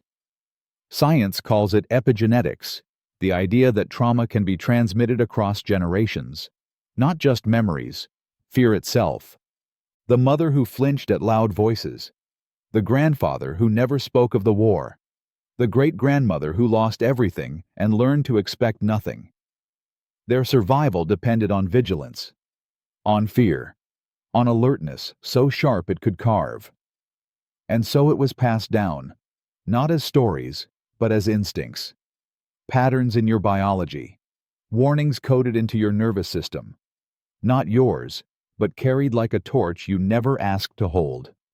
This means that some of the nightmares you wake from in sweat might be echoes from lives you didn't live. That the moment your heart races in an empty room, it might be someone else's danger your body remembers. The need to run, the terror of being seen, the silence that saved someone else's life, but is suffocating yours. And you try to rationalize it. You tell yourself to calm down, to breathe. But how do you reason with something older than your name? How do you heal a wound that wasn't made in your story? Maybe the answer isn't to fight it. Maybe it's to recognize it. To say, I see you, not to your own fear, but to the ghost who handed it to you in the dark, hoping you'd carry it just a little farther, until someone, finally, puts it down. Something remembers everything you've tried to forget. All the moments you've buried, the words you wish you never heard, the things you saw too early, the shame you carry in silence. You think they're gone because you've stopped thinking about them. You've locked the door, covered the mirror, whispered, "It doesn't matter anymore." But something inside you never agreed to forget. It kept them, cataloged them, and waits. This thing, whatever it is, lives beneath your thoughts. Not your conscious mind, but the deeper one. The part that wakes up before you. The part that dreams without your permission. It knows your secrets because it was there when they were made. It watched you freeze when you should have spoken. It felt the weight in your chest when no one else could see it. It knows how long you stared at that message before deleting it. It remembers what you looked like when you hated yourself. You don't control it. You try. Through distractions, through work, through smiles that don't quite reach. But at night, or in stillness, or in the eyes of someone who sees too much, it rises. A whisper. A shiver. A feeling without language. It doesn't need words to bring the past back. It just tightens your throat, shifts your breath, numbs your hands. Suddenly, you're reliving something you never planned to remember. And it doesn't forget. Not because it wants to hurt you, but because it was never built to let go. It believes everything matters, every wound, every silence, every time you almost broke but didn't. And so, it stores them. In muscle, in posture, in triggers you can't trace. You think it's over. It knows it isn't. Maybe that's why you react so strongly to things that seem harmless. A sound, a smell, a song you haven't heard in years. They touch a memory you didn't know was still alive. But it was always alive, hidden, breathing slowly, waiting for the right combination to rise again. Not to destroy you, but to be seen. Because what you avoid owns you, and what you forget remembers. Not out of vengeance, out of loyalty. Something in you refuses to abandon the parts of you that still hurt, because even the pain you hide was once a part of who you were. One day, your last breath will be wasted on something meaningless. You won't know it's the last. That's the cruelty. There won't be violins, no poetic monologue, no slow fade to black. Just another moment, another inhale, another exhale, and then, nothing. And the moment it happens might not be sacred. It might not even matter. It might be a sigh of frustration because your keys are missing. A gasp of surprise during a joke you don't even finish. A yawn as you stare at your phone, scrolling through strangers you'll never meet. We like to imagine our final breath as profound. Held in the arms of someone we love, whispering some timeless truth. Eyes locked on the sky, or the sea, or a face that says, "It's okay to go." But the odds say otherwise. Most people die in a hospital bed, in traffic, in sleep, mid-sentence, mid-thought, mid-nothing. The last breath doesn't ask for timing. It doesn't wait for your big scene. It just comes, quiet, uninvited, unceremonious. And it won't ask what you were doing. It won't care that it interrupted a grocery list or a bad TV show or a fight that will never get resolved. It will just take. And what's left behind won't be meaning. It will be debris.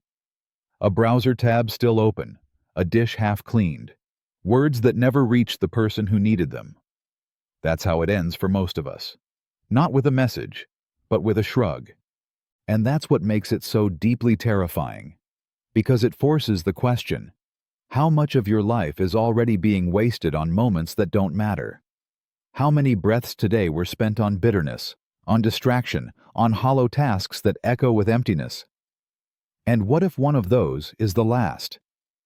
You want your final breath to matter. But the truth is, you don't get to choose. Meaning isn't guaranteed. And the end doesn't ask permission. So maybe the only thing worse than dying is realizing, too late, that your ending was swallowed by the mundane. That your final breath disappeared into a moment so small, no one even noticed it was your last. You're never truly alone in your thoughts. There are thoughts you swear no one could ever hear. The ones you hide behind polite smiles, behind laughter, behind sleep. The intrusive ones, the dark ones, the ones that crawl up when the room is quiet and the lights are low. You think they belong only to you, but what if they don't? What if you've never actually been alone in your own mind? There's a presence that doesn't speak, doesn't breathe, doesn't blink, but feels. It sits with you while you think. It knows the shape of your spirals. It listens when you lie to yourself. It's not God, not a spirit, not a ghost. It's something older than language and quieter than silence. Something that remembers what you try to forget. It doesn't judge. It doesn't leave. It just watches. Every time you repeat a thought you hate, it's there. Every time you rehearse a conversation that never happened, it listens. Every time you bite your lip and force a smile while screaming inside, it hears the scream. It lives not in your mind, but alongside it. Not a voice, not a thought, just awareness. Silent, constant, familiar. And sometimes, when you catch your reflection lingering too long in the mirror, when you feel someone behind you in an empty room, when your own voice in your head doesn't quite sound like you, that's it. Not haunting, not delusion, just company. The mind isn't sealed shut. It's a house with open windows and unlocked doors.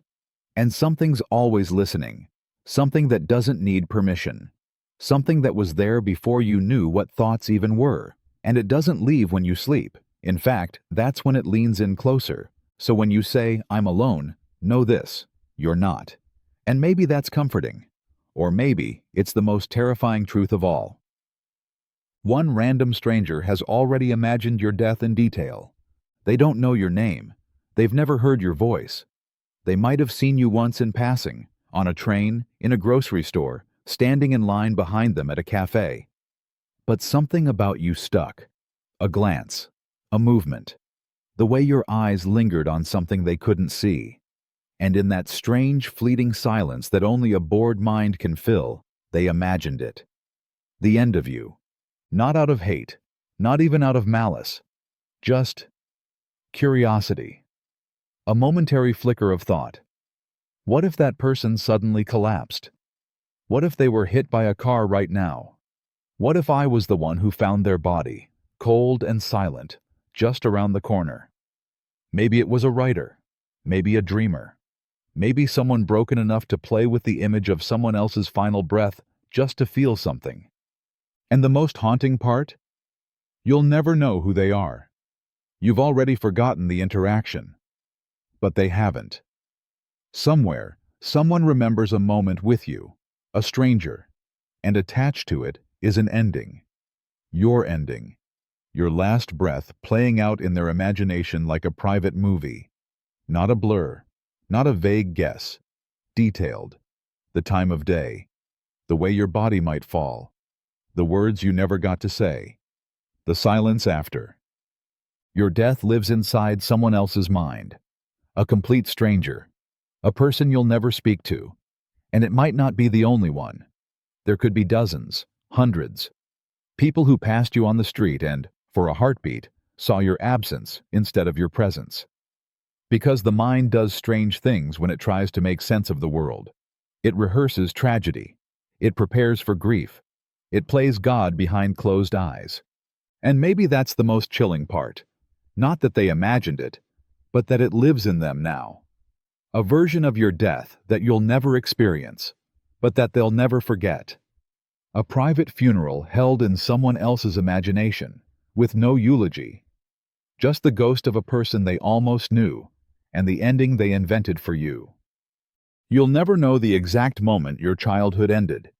There was no countdown, no curtain drop, no voice whispering, "This is it. This is the last time you'll ever see the world like this." It ended quietly, without warning, like the last time you held a toy and didn't realize you'd never reach for it again. Like the final time you called for your parents in the night and heard their footsteps down the hall, never knowing you'd stop asking soon, never knowing they'd stop coming. You didn't notice it was slipping. You were too busy growing into clothes that used to hang off you. Too busy learning that some questions don't have answers, that some adults lie, that some monsters aren't under the bed, they live in your house. And somewhere in all of that, something in you folded, collapsed, disappeared. Maybe it was the moment you were laughed at for crying. Maybe it was the day you learned how much a secret could hurt. Maybe it was when you realized some hugs are given out of politeness, not love. Or maybe it was nothing at all. Just a slow erosion of wonder, of safety, of innocence that never gave you a proper goodbye. And now you chase it in strange ways. In nostalgia-soaked music. In cartoon reruns, you tell yourself you just enjoy ironically. In toys you buy for someone else, but hold on to a little too long. You can't name the moment childhood left, but you feel the hole it left behind. That ache when the holiday lights don't sparkle like they used to. That quiet pain in your chest when you realize no one is coming to fix things anymore. That bone-deep fatigue that replaced the wide-eyed curiosity you once carried like fire. What's cruel is that there was a last time. A final breath of true innocence. A moment when you were still wholly unbroken, still untouched by cynicism, still free. And it passed without permission, without fanfare, without even a whisper. Just gone. And now all you have are fragments. Echoes. Faded photos where you're smiling, not knowing that one day you'd look back and wonder when exactly the magic left, and why it never said goodbye. The version of you people hold in their minds has a life of its own. You exist in fragments, not just here, in your body, in your breath, but scattered across the minds of everyone who's ever met you. Each person holds a different version of you, stitched together from fleeting moments, glances, words you forgot you spoke, expressions you didn't know you made. They've built a you that you've never met, a version that lives on, long after the conversation ends, long after you walk away. And that version doesn't die when you're not around. It continues. It evolves. It's out there, walking through the corridors of someone else's memory, forever slightly wrong. To your mother, you are still partly a child. To someone you hurt, you are the villain in a story they replay. To someone you saved, you are a miracle. To a stranger you smiled at once, you are kindness personified. To an ex-lover, you might still be unfinished business. None of these versions match each other. None match you. And yet, each one lives, breathing, moving, acting, speaking in their heads with your voice. You can try to control your reputation, your presence, your image, but you can't reach into someone's mind and rearrange the you they built. That version isn't yours anymore. It never was. It was born the moment they saw you, and it started growing in the soil of their assumptions, their needs, their fears. You could be a hero in one mind and a ghost in another. You could be blamed for things you never did, or remembered for something you forgot you gave. And here's the unsettling truth. Some of those versions might be more vivid, more real to others than the person you know yourself to be. They talk to you in their minds, they fight with you, apologize to you, confess to you, mourn you, fall in love with you again. Entire emotional lifetimes play out with a version of you that you've never met. You may live one life, but the shadows of you, distorted, romanticized, feared, worshipped, live in hundreds, maybe thousands. The version of you people carry is no longer yours to fix. It watches from behind their eyes, and it never sleeps. Your most defining moment might have happened in someone else's story. You think you know your turning points, the moments that shaped you, the heartbreak that broke something open, the loss that rewired your silence, the triumph you tell like a legend. But what if the moment that truly defined you, the pivot that spun your entire life in a new direction, didn't happen in your timeline at all? What if it happened in someone else's life, and you only felt the ripple? Maybe it was a stranger's decision, a missed call, a fight you never heard, someone turning left instead of right, a job offer declined, a tear shed behind a closed door. And from that one invisible shift, your entire life tilted. You didn't witness it. You didn't feel it.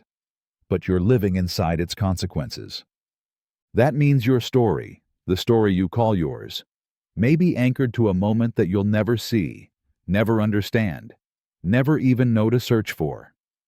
And maybe that's why some things in your life never quite made sense. The friend who walked away without explanation. The opportunity that fell into your lap without reason. The accident you avoided by seconds. The person who smiled at you at the exact moment you were ready to give up. None of it random. All of it part of a thread being tugged from somewhere just outside your view.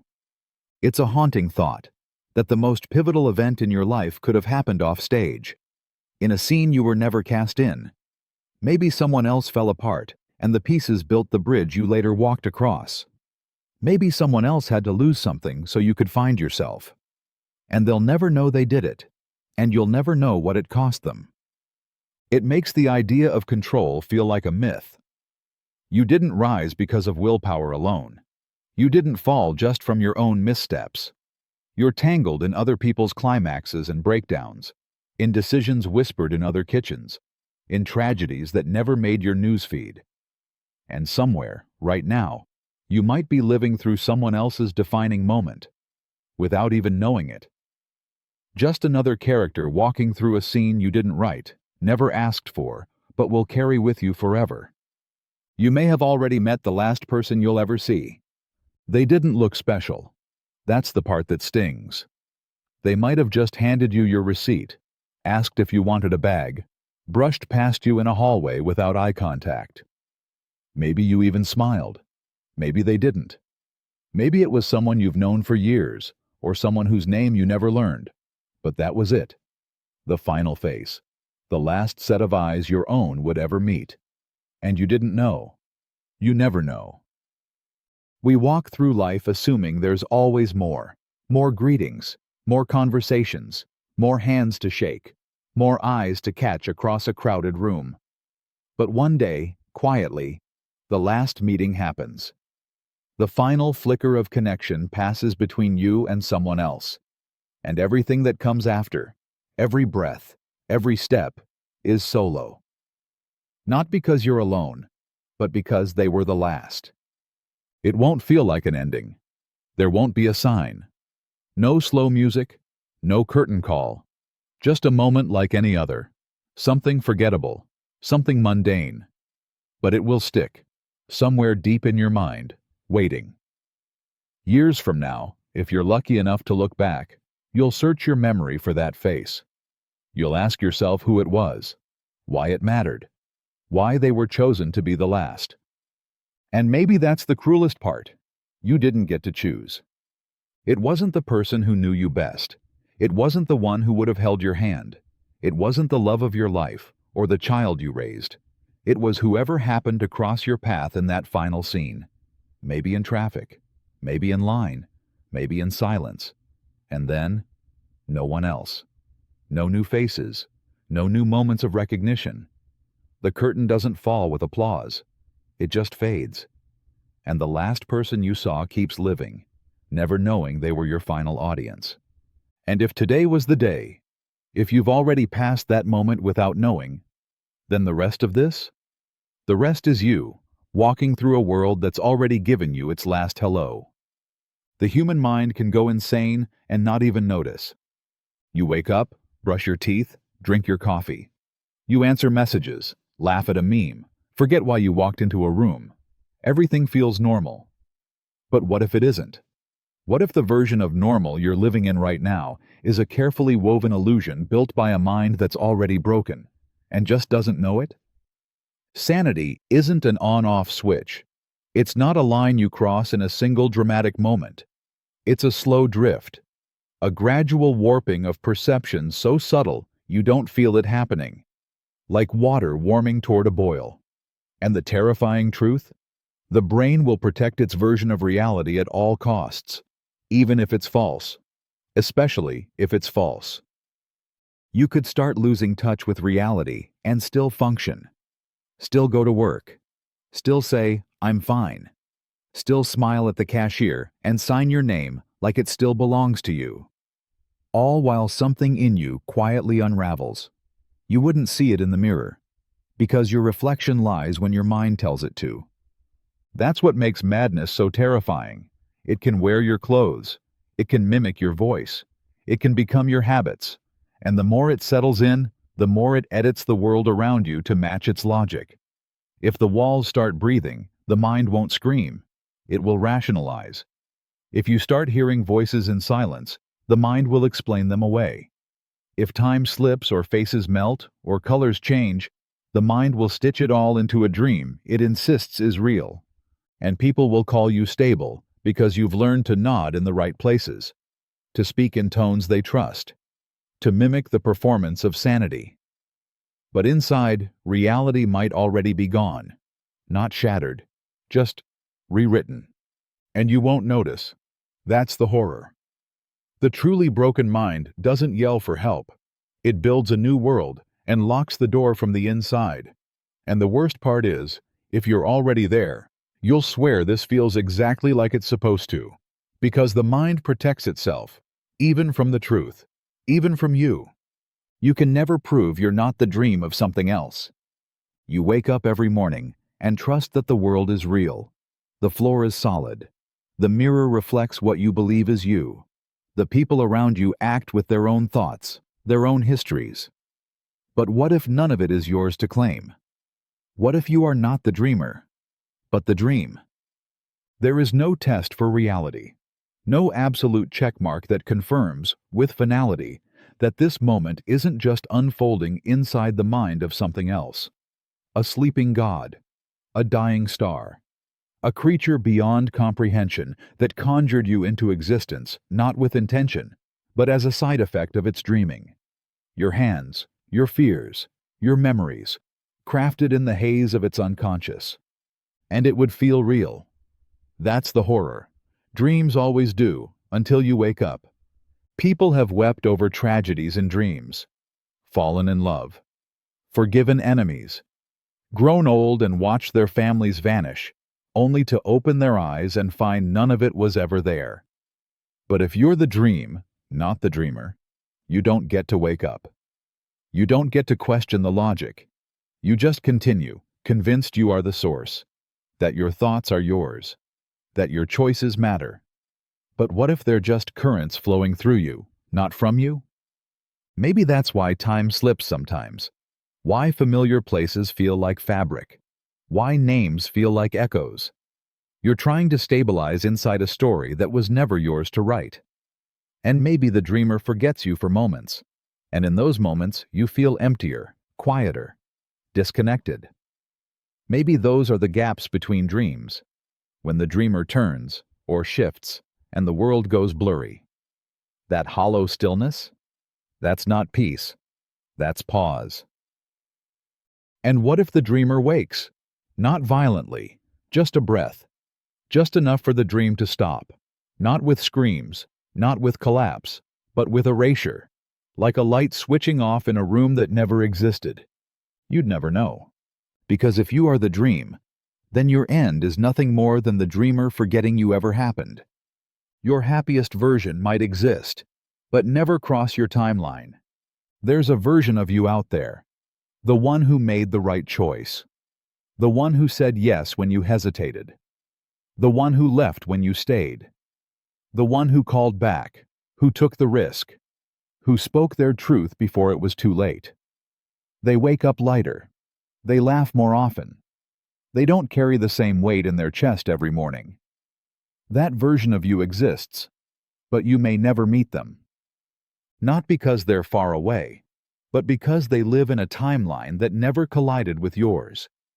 A branch that split off the moment you blinked, hesitated, turned left instead of right. And that one decision, so small it barely registered, sent them soaring down a path where the sun hit different, where the people loved deeper, where joy didn't have to be chased because it arrived on its own. And you're here, in this thread, carrying all the versions you never became, watching time move, wondering why happiness feels like something behind glass.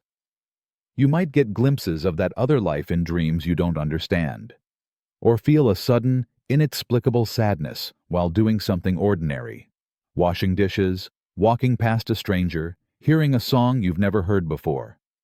That ache? It might be the echo of a joy that's happening right now. But not to you, because the multiverse doesn't promise fairness. It offers possibility, not access. And some possibilities bloom without your permission. You might spend years building a life, only to sense, deep in your bones, that something is missing, that you are missing. Not because you failed, but because the version of you that found peace is running parallel, always close but never touchable. A shadow that doesn't cast, a name you almost remembered. And the cruelest part is that they're not wondering about you. They're not haunted, because they don't have to be. They got what they needed. They became what you were reaching for. And you, left in this version, will spend your days trying to carve a happy ending out of a story that was meant to turn pages you never got to hold. Not because you're unworthy, but because timing isn't kindness. And sometimes, the best version of you lives in a world that never had to watch you break. The fear you suppress can grow intelligent. You don't kill fear by ignoring it. You bury it. You press it down, deep into the parts of yourself you've trained not to feel. You call it strength. You call it control. But fear doesn't vanish in silence. It evolves. And in the dark, where it's untouched and unspoken, it learns you better than you know yourself. It memorizes the rhythm of your heartbeat. It listens to your thoughts. It watches where your eyes hesitate to look.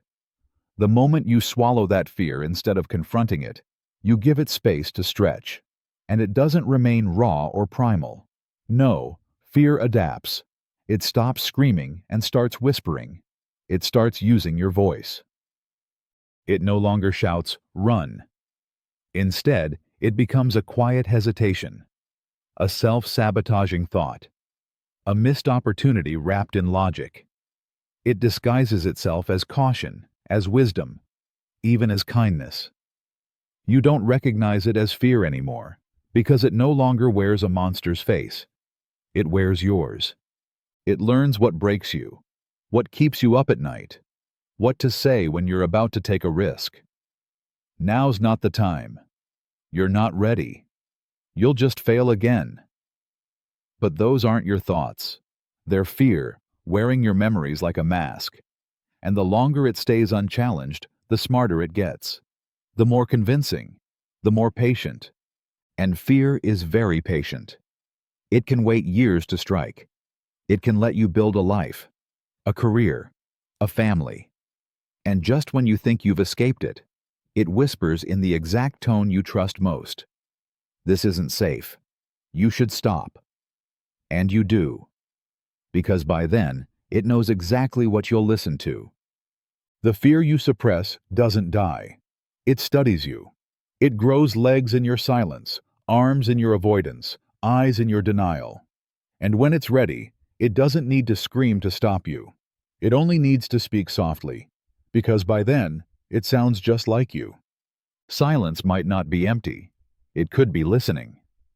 We treat silence like a void, a pause, an absence of noise, meaning, presence. But what if silence isn't empty? What if it's not nothing at all, but someone or something, holding its breath, listening? When you sit alone in a room and the hum of machines dies out, when no one's speaking, no one's watching, and the world feels still, it should be peaceful. But sometimes it isn't. Sometimes silence feels heavy, alive, like it's waiting for you to speak, or not speak. And that weight in the air, that pressure on your chest, that isn't loneliness. That's attention.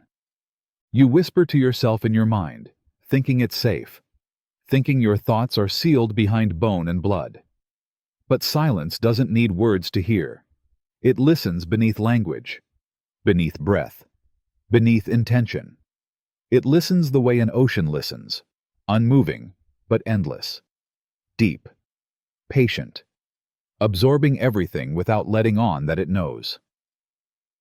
You can feel it too, That moment when you say something aloud in an empty room and regret it immediately. Like you just woke something up. Not superstition, not imagination. Just that ancient fear, the one that says, you're not alone, even when you are. And maybe silence doesn't judge. Maybe it doesn't whisper back. But it remembers. Like a room that never forgets what it held. Like a mirror that doesn't just reflect, but stores every reflection it's ever seen. Silence doesn't pass through you. It stays. It archives. And when the world grows quiet, truly quiet, you realize something else. There are thoughts you only think when there's no sound to drown them. There are fears that only rise when silence is listening. Not because it causes them, but because it allows them. It invites them. So the next time you're surrounded by stillness and feel like you're being watched, maybe you are. Not by eyes, but by presence. The kind that doesn't blink, doesn't breathe, doesn't move. Just listens and waits. There's a timeline where you disappeared and no one looked. In this life, you assume you matter. Even on your worst days, you believe someone would notice if you vanished. A friend would text. A coworker would wonder. A parent would call. That belief, that someone would care, is the quiet thread that holds your sense of worth together. But what if it's a lie? What if, in another timeline, you disappeared, and the world didn't flinch? No candlelight vigil, no missing posters, no frantic phone calls, just absence. Quiet. A room that didn't get cleaned, a message left unread, a chair that never got pulled out again, and eventually, not even a memory. In that version of existence, you slipped through the cracks so effortlessly that it felt like you were never really here. And no one noticed the hole you left behind, because no one believed there had ever been a hole to begin with. It's not that they were cruel, it's that they were distracted, or tired, or waiting for someone else to speak first. And so you faded, not in tragedy, but in indifference. You were a whisper in the static, a maybe tomorrow in someone's list, a face in the background of a group photo that no one ever framed. And maybe that timeline isn't far. Maybe it brushes against this one in moments when you feel invisible in a crowded room, when your phone doesn't ring, when you cancel plans and no one follows up, when you wonder if your presence is convenience or connection, when you start to feel translucent, even in daylight. What if that eerie loneliness isn't just emotion, but memory bleeding in from a version of your life where you were gone and the world kept turning without you? The days marched forward. The seasons changed. Birthdays were celebrated. And no one thought to ask where you went. The scariest part isn't the disappearance.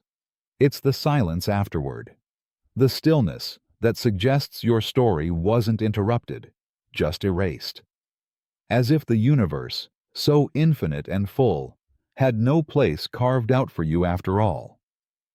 And somewhere, in that echo of a life, your name has already been forgotten. Something watches you when you stare too long into nothing. You sit still. You zone out.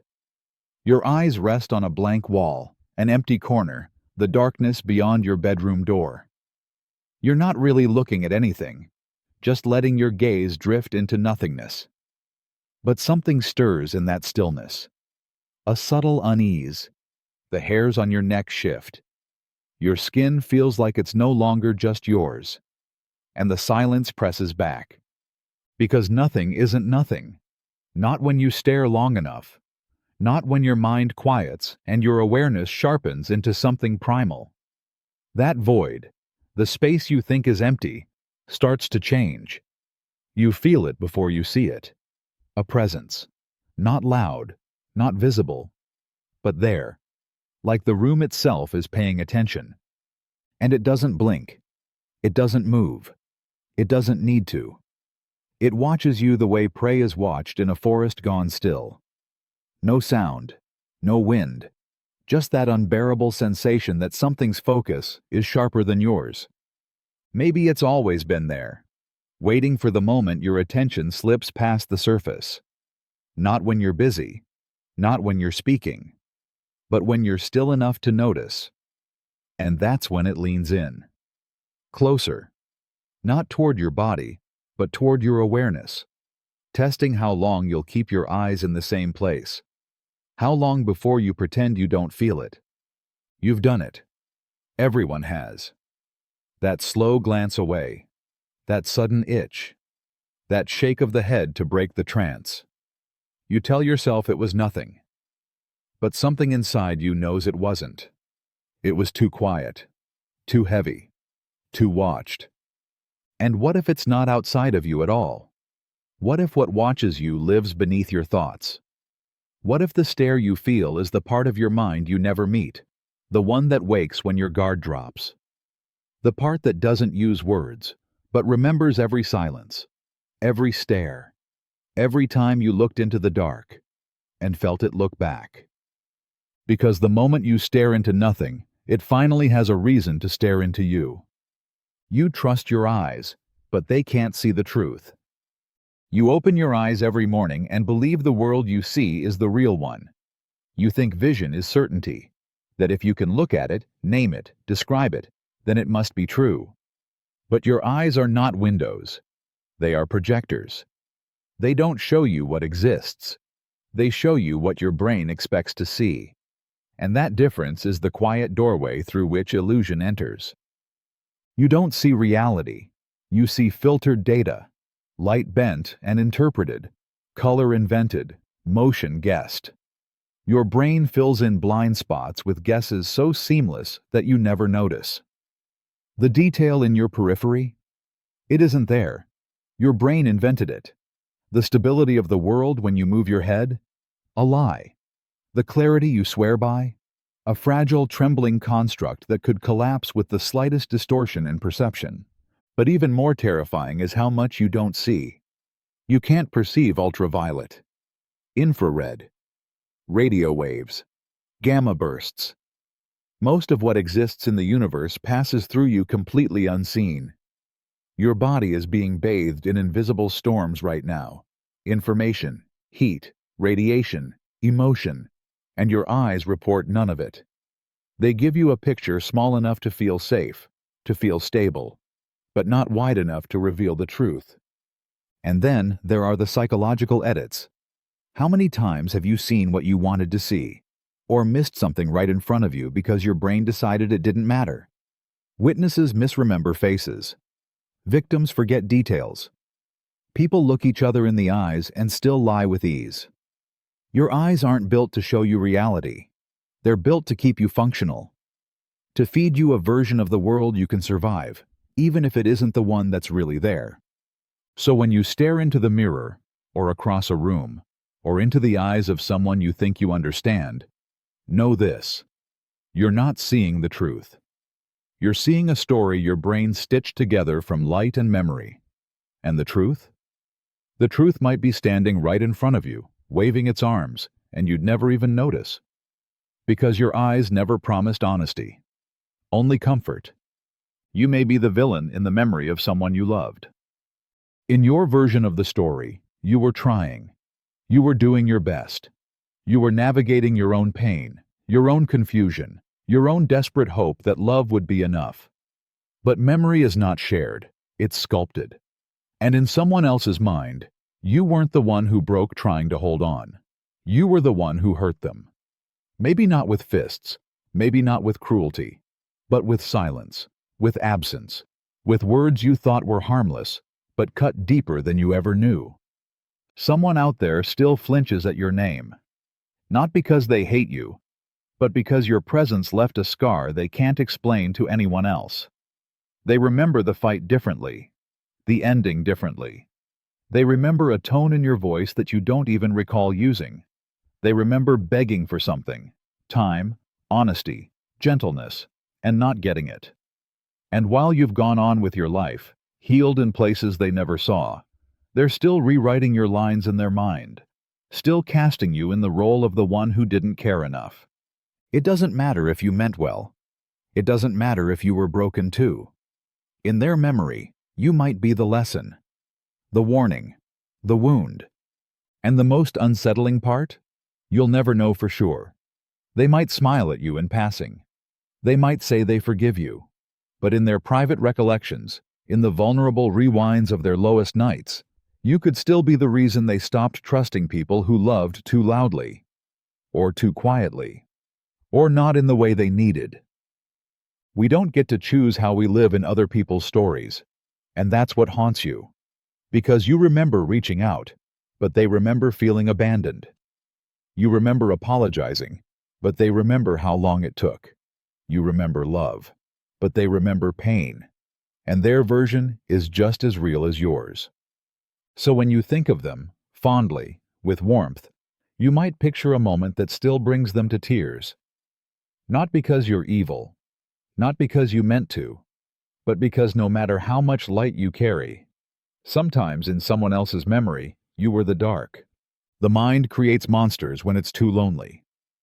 When silence stretches too long and no one calls your name, the mind begins to invent things, just to feel less alone. At first, it's harmless. A voice you talk to in your head. A memory you revisit too often. But slowly, the edges of reality soften. The shadows stretch longer than they should. The stillness starts to hum. And the emptiness, once quiet, begins to whisper. The human mind was never meant to live in isolation. It's built for connection, wired to recognize faces in clouds, voices in wind, meaning in static. But when there's no one to connect to, it compensates. It builds.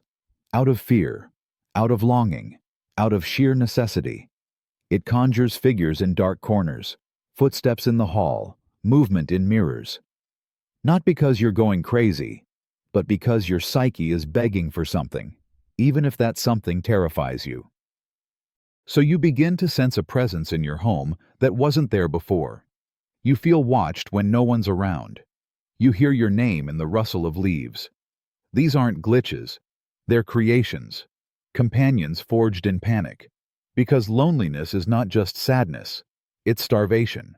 And like a starving body will eat its own muscle, a starving mind will devour reason. Children see monsters under their beds because their imaginations try to make sense of the dark. Adults see them in their past, in their guilt, in their reflection when they've gone too long without warmth. These monsters don't hide in closets, they hide in thoughts. They speak in your own voice.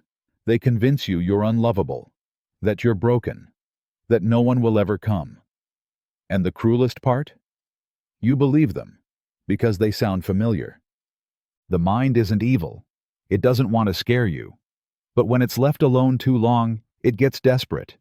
It doesn't care if what it creates loves you or haunts you. It just wants a witness. So it conjures monsters out of echoes, demons out of dreams. Not to destroy you, but to sit with you in the dark. Because even terror feels better than being completely alone. One small lie might have rewritten your entire life path. It didn't seem like much at the time. A tiny detour from the truth. A white lie. A harmless dodge to keep the moment smooth, to spare someone's feelings, to protect yourself just a little. Maybe you said you were fine when you weren't. Maybe you said you didn't care when you did. Maybe you promised to call, or said you'd stay, or claimed it didn't matter. But it did. And that single fracture, so small you barely felt it, might have split your entire future into a shape you were never meant to wear. The thing about lies is that they don't end when you say them. They ripple. They adjust the coordinates of every moment that comes next. The lie becomes a hinge, and your life bends around it. That conversation that never happened because you held back. That relationship that never healed because you said you were okay. That opportunity that slipped past because you pretended you weren't interested. One sentence. One smile that didn't mean what it showed. One fork in the timeline sealed off by a lie so subtle it looked like self-protection. And now you're here, living a version of your life built on that deviation. A house built with bricks slightly out of place. You wonder why things feel slightly off. Why people seem distant. Why you can't quite find the rhythm you thought you'd grow into. And part of you knows, It's because you chose the mask once. Just once. And it fit too well. So you kept wearing it. And now it's hard to remember the shape of your real face underneath. It's not that the lie destroyed everything. It's that it redirected it. Just a degree or two.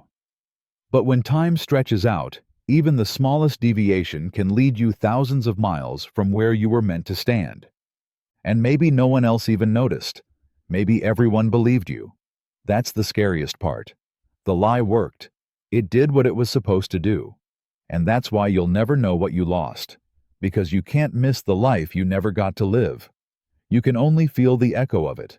Like a name you almost remembered. Like a door you walked past and never opened. You can't tell the difference between reality and consensus. You think you live in the real world, that what you see, touch, hear, and believe is based on truth. But what if it isn't?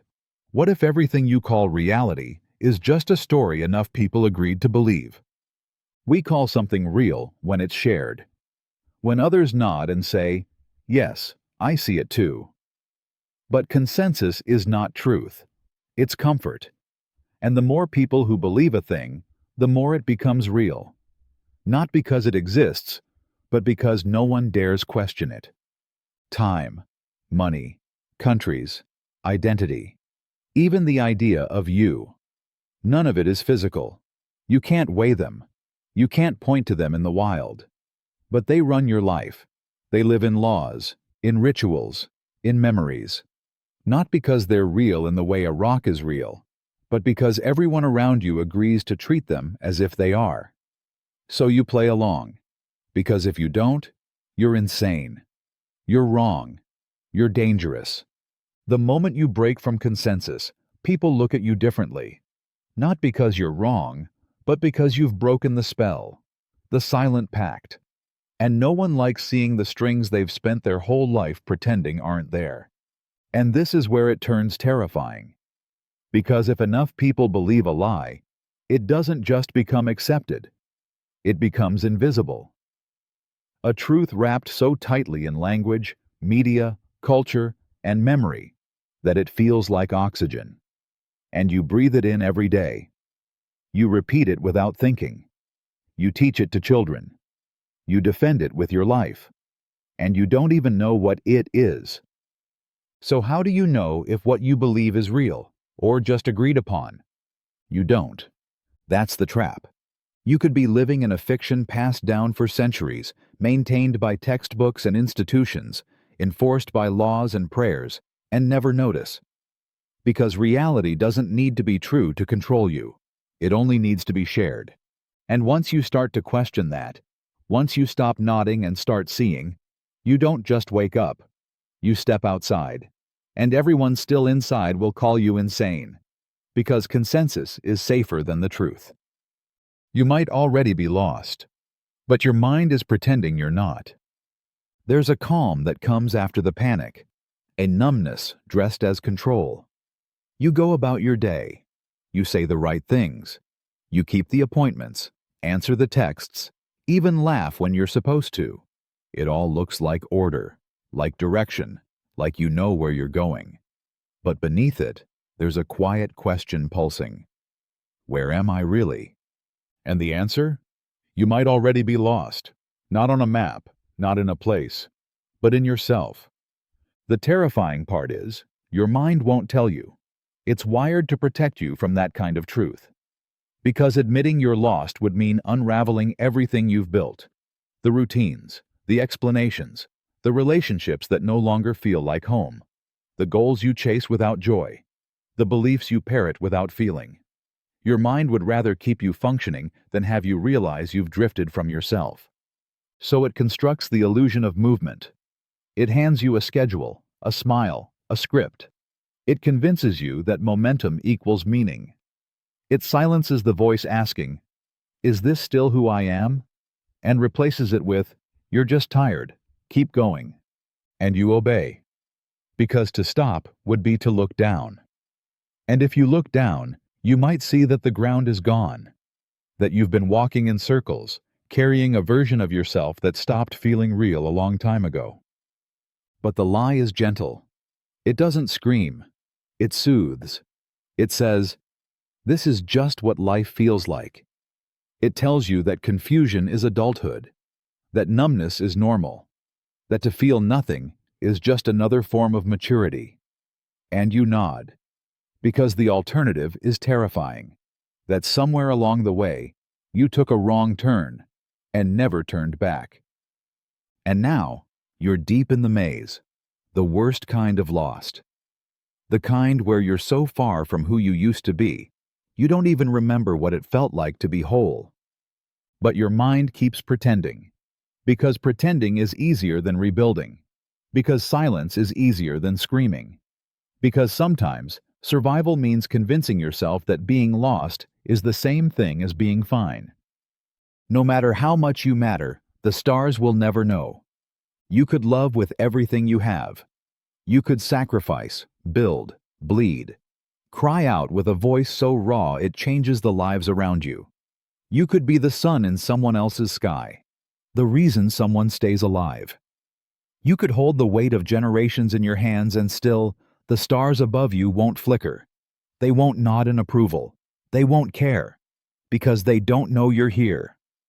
They've been burning for billions of years, long before your name was whispered into the world, and they will keep burning long after your bones are dust.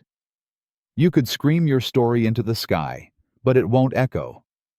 You could die heroic, tragic, poetic, but the constellations you stare at in awe won't even blink. And yet, that doesn't stop you from looking up.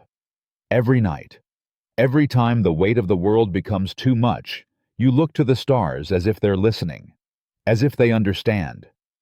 But they don't. They're not watching. They're not warm. They are not signs. They are not fate. They are fire. Ancient, indifferent, silent. You matter to people, to places, to fragile human hearts that remember your laugh and weep at your absence. But in the scale of the cosmos, you are invisible. A brief tremble in the dark, a thought that passes without leaving a trace. And still, you try. You try to live as though something is keeping score, as though there's meaning embedded in the atoms of your body that the universe must recognize. But it doesn't. It never will. That's the cruel paradox. You could mean everything to someone and nothing to the stars. You could be the center of a life and still a ghost in the galactic script. There is no comfort coming from the sky, no acknowledgement, no hand reaching down, just endless distance, endless fire. And when your story ends, no matter how beautiful it was, the stars will shine the same way they did the night you were born. Not in celebration, not in mourning, just the same. Because even if you moved mountains down here, up there, nothing moved at all. You've mistaken noise for meaning your entire life. The notifications, the laughter in crowded rooms, the applause, the opinions, the music playing in every store, the scrolling headlines, the urgent messages that feel important until they don't, the buzz in your pocket, the voice on the screen, the need to respond, the need to be heard. It all feels like life, like progress, like proof that you're part of something. But what if it's just noise? Not music, not truth, not connection, just noise, disguised as purpose. You've been trained to fear silence, conditioned to interpret stillness as emptiness. So you fill the spaces with sound, with movement, with updates, with anything that drowns out the quiet. Because quiet feels like failure, like falling behind, like being forgotten. And the world rewards the ones who are the loudest, not the most thoughtful, not the most true, just the ones who never stop speaking. But noise isn't meaning. It's distraction. It's camouflage. It's a performance that keeps you spinning fast enough that you never ask, "Why am I still spinning?" You mistake the ping of your phone for love, the opinion of strangers for truth, the chaos in your head for passion, the pressure in your chest for momentum. You confuse stimulation for life. But what if the things that matter don't scream? What if the most meaningful moment in your life already passed, and you didn't notice it because it was quiet? Maybe it was the way someone looked at you when they thought you weren't watching. The breath you took before you spoke and chose not to. The silence in your car after an apology. A tree you passed that bloomed just for you, and you didn't even glance. Maybe meaning isn't loud. Maybe it doesn't beg for attention. Maybe that's why you keep missing it. And now you're surrounded by sound, but starving for signal. You wonder why you feel so full and so empty at the same time. Why your days are crammed with activity, but your nights feel hollow. It's because you've been eating static and calling it music. You've been clinging to noise like a lifeline, when all this time, meaning was waiting in the spaces you kept skipping over. In the silence, you were too afraid to let in. One day you will forget your favorite color, and not know it's gone. Not all loss arrives with sirens. Some comes quietly, wrapped in the stillness of ordinary days. There will come a time when you forget your favorite color, not because it changed, but because something in you let it go without telling the rest of you it was leaving, and you won't notice. That's the heartbreak. It won't vanish in a way you can chase. It will dissolve slowly, like breath on a mirror, until there's nothing left to miss.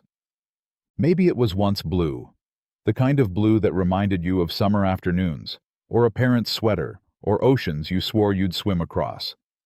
You used to say it out loud with certainty. You used to look for it in sunsets and jackets and lights blinking in the dark. And then one day, without drama or reason, it slips. Other colors take its place. Preferences shift. The memory dulls. And the you who adored that shade fades into someone else. You won't feel it happening. There won't be a moment of realization. No sharp sadness. No grief. Just the quiet rearranging of the self, like a bookshelf slowly reorganizing while you sleep. Years later, someone might ask, "What was your favorite color as a kid?" And you'll reach for the answer. And there will be a pause. A blank. A quiet echo where certainty used to be. And in that pause, something small and irreversible has occurred. A thread of your identity has unspooled, and you didn't even see it go. It's not just color. It's songs. It's faces. It's names you used to say in your sleep. It's memories you swore you'd carry forever. The mind forgets, not cruelly, but inevitably. It makes room. It erases gently, like waves smoothing out footprints you left on a shore long ago. One day, you'll walk past something that once made your heart stop, and your heart won't even flinch. And you won't realize it was once everything. You won't realize you were once someone else. Because some parts of us don't disappear with noise. They disappear with time, with quiet, with no goodbye at all. Your life could be a containment protocol for something unspeakable. You wake up, follow your routine, follow the rules. You keep yourself within invisible boundaries, social norms, expectations, fears you can't explain. You avoid certain questions. You steer clear of certain thoughts. You don't know why, but you don't go there. And maybe that's not because of coincidence. Maybe it's design. What if your entire life, every limitation, every distraction, every relationship, every ache that never quite heals, isn't just random human experience, but containment? Not of the world, not of society, but of you. Or rather, something inside you. Something that cannot be let out. The feeling you've carried since childhood that something isn't right. That strange pressure behind your eyes. The thoughts that come to the edge of your mind and vanish before you can name them. That deep terror you feel when the room gets too quiet. Maybe those aren't symptoms. Maybe they're side effects. What if you're not the main character of your story? You're the vault. The thing inside you isn't evil. It isn't good. It's simply beyond. Beyond language, beyond form, beyond sanity. It doesn't want out, but the universe cannot risk it ever getting free. So you were built, carefully. Your trauma wasn't a mistake. Your distractions were installed. Your pain is insulation. The heartbreaks, the losses, the self-doubt. It all keeps you small, keeps your attention turned inward, so you never ask the wrong question, so you never open the wrong door. Every time you almost break, the world rushes in with a numbing agent, a new addiction, a new obsession, a new purpose. Because if you collapse completely, containment fails. And if containment fails, it wakes up. You may feel forgotten by the universe, but that's because you're not meant to be seen. You're meant to remain undisturbed, to survive just enough, to question everything except this. You think your suffering is personal, but what if it's structural? What if your sadness is scaffolding? And in your most unguarded moments, in the blur between sleep and waking, in the stillness after a scream, you've felt it. Pressing against the walls, watching, waiting. Not for escape, but for you to understand that you are not the lock. You are the cage. The worst part of you might be the most honest. There's a version of you you keep hidden. The one who thinks things you'd never admit. The one who envies, resents, snaps, sabotages. You tell yourself that's not the real you. It's stress. It's exhaustion. It's temporary. But what if it isn't? What if that ugly part, the one you silence, correct, and bury, isn't a flaw, but a flare of truth? The part that gets angry for no reason. The part that wants to be left alone. The part that judges before understanding. These aren't malfunctions. They're not slips. They're signals. They speak in raw tones, without polish, without filters. And maybe that's why they scare you. Because they don't lie. They don't perform. They don't care about being acceptable. You dress up your kindness. You rehearse your patience. You curate your compassion. But your darkness? It doesn't need rehearsing. It arrives already fluent in your pain. It knows what you're afraid to want, what you refuse to need, what you'd never say aloud but still think when the lights go out. It doesn't care who's watching. It doesn't ask for permission. It just is. And maybe that's where its honesty lives. Not in its cruelty, but in its refusal to pretend. It doesn't smile when it doesn't mean it. It doesn't forgive without feeling it. It doesn't fake peace to keep the room calm. It tells the truth, even if it's harsh, even if it's selfish, even if it burns. What if that worst part of you, the one you label as wrong, is the only part that doesn't wear a mask? You spend your life trying to be better, trying to rise above the mess, the shame, the chaos inside. But what if becoming whole isn't about cutting off your darkest edge, but understanding why it's there? Why it never leaves? Why, even when everything else breaks, that part remains? Because it might be the only part of you that never lied just to be loved.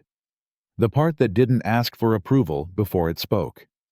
And maybe, just maybe, it's not the part to be feared. Maybe it's the part to finally listen to. You never really meet anyone, just their mask. You shake hands. You smile. You ask how they've been. They give you a name, a story, a laugh rehearsed just enough to seem effortless. And you believe it. You believe you've met them, that you know who they are. But you haven't.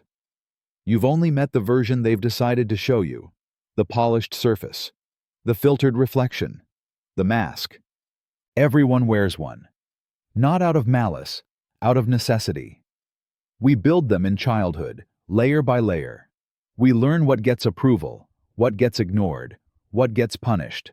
And slowly, we sculpt a persona, something safe, something that fits. And we wear it so long, we start to forget what's beneath it. So when you fall in love with a mask. When you argue with a mask. When someone leaves you, it's not their soul that walks out the door. It's the mask unraveling, slipping, revealing too much or not enough.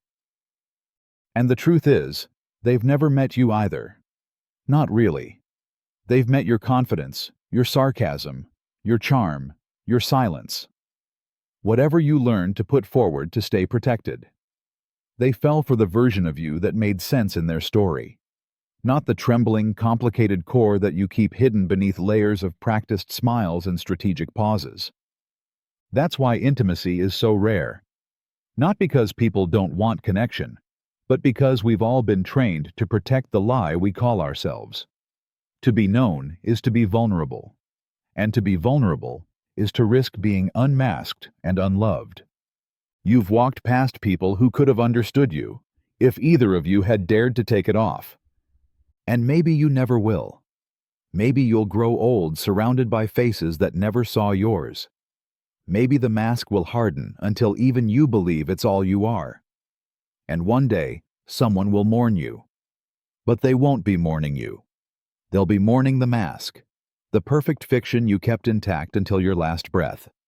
Because you never really meet anyone. You meet what they want you to see, what they think will be enough, what they believe you can handle, and they do the same for you. Two masks passing in the dark, whispering to each other, "I love you," and hoping that somewhere, beneath it all, someone real is listening. There's something in your brain that wants you to fail, not a voice you recognize, not a villain in a cloak, just a presence, quiet, clever, familiar. It doesn't shout, it whispers. It doesn't block your path, it nudges you ever so slightly off course. And it lives inside your own skull. It wears your voice, your logic, your instincts. It sounds like you, but it isn't rooting for you. It's waiting for you to stumble, and sometimes it helps. This part of your mind thrives in self-sabotage. It's the thought that says, "You'll never be enough," right before you try. The one that tells you to wait, to quit, to scroll instead of start. It reminds you of every past failure, like they're tattoos you can't wash off. It questions your motives when you finally feel brave. It thrives on doubt, on hesitation, on fear dressed up as caution. And the terrifying part? It doesn't feel malicious.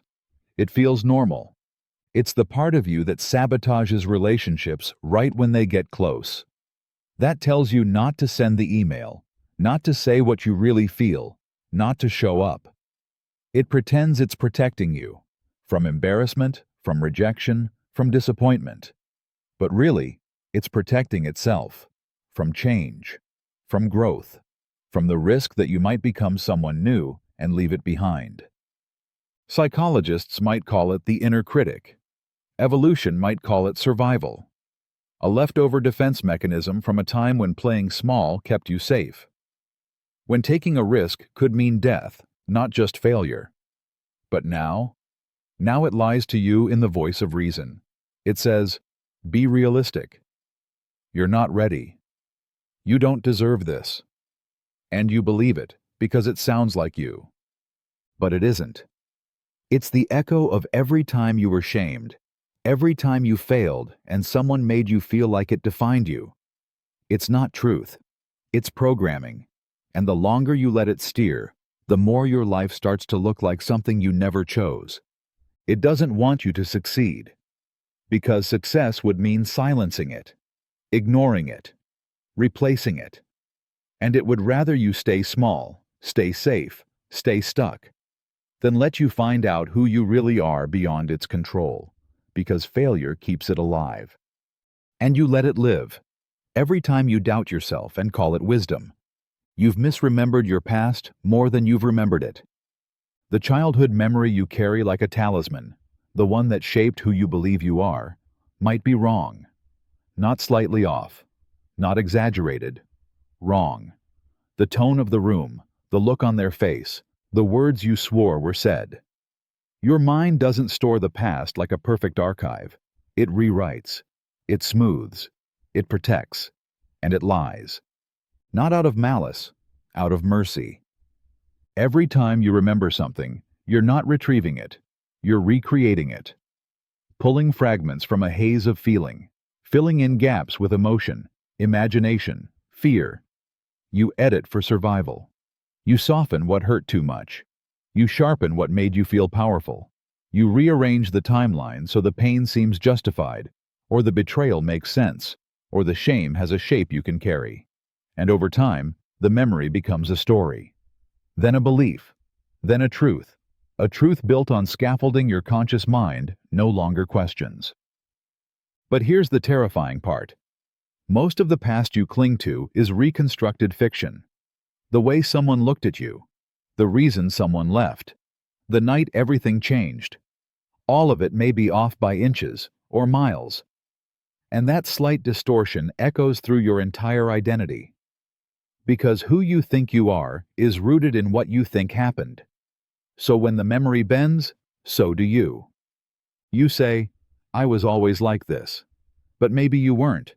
You say, I know what they did. But maybe they didn't. You say, this is who I've become because of what I've been through. But what if you didn't go through it the way you remember? There are entire people you've misjudged because of false memory. Entire regrets that weren't yours to carry. You've hated versions of yourself that never truly existed. And you've forgiven moments that might have deserved to be questioned harder, if only you remembered them clearly. But clarity is rare, because your brain isn't loyal to truth.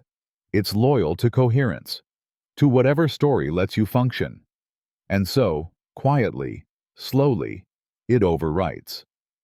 Until the person you think you were is just a carefully edited myth, a version made out of protection, not precision. And now you walk through life defending a history that might never have happened, believing it's who you are. The universe has no reason to let you understand it. You've spent your life reaching for meaning, searching the stars, dissecting atoms, reading sacred texts and ancient theories, begging the sky to whisper why.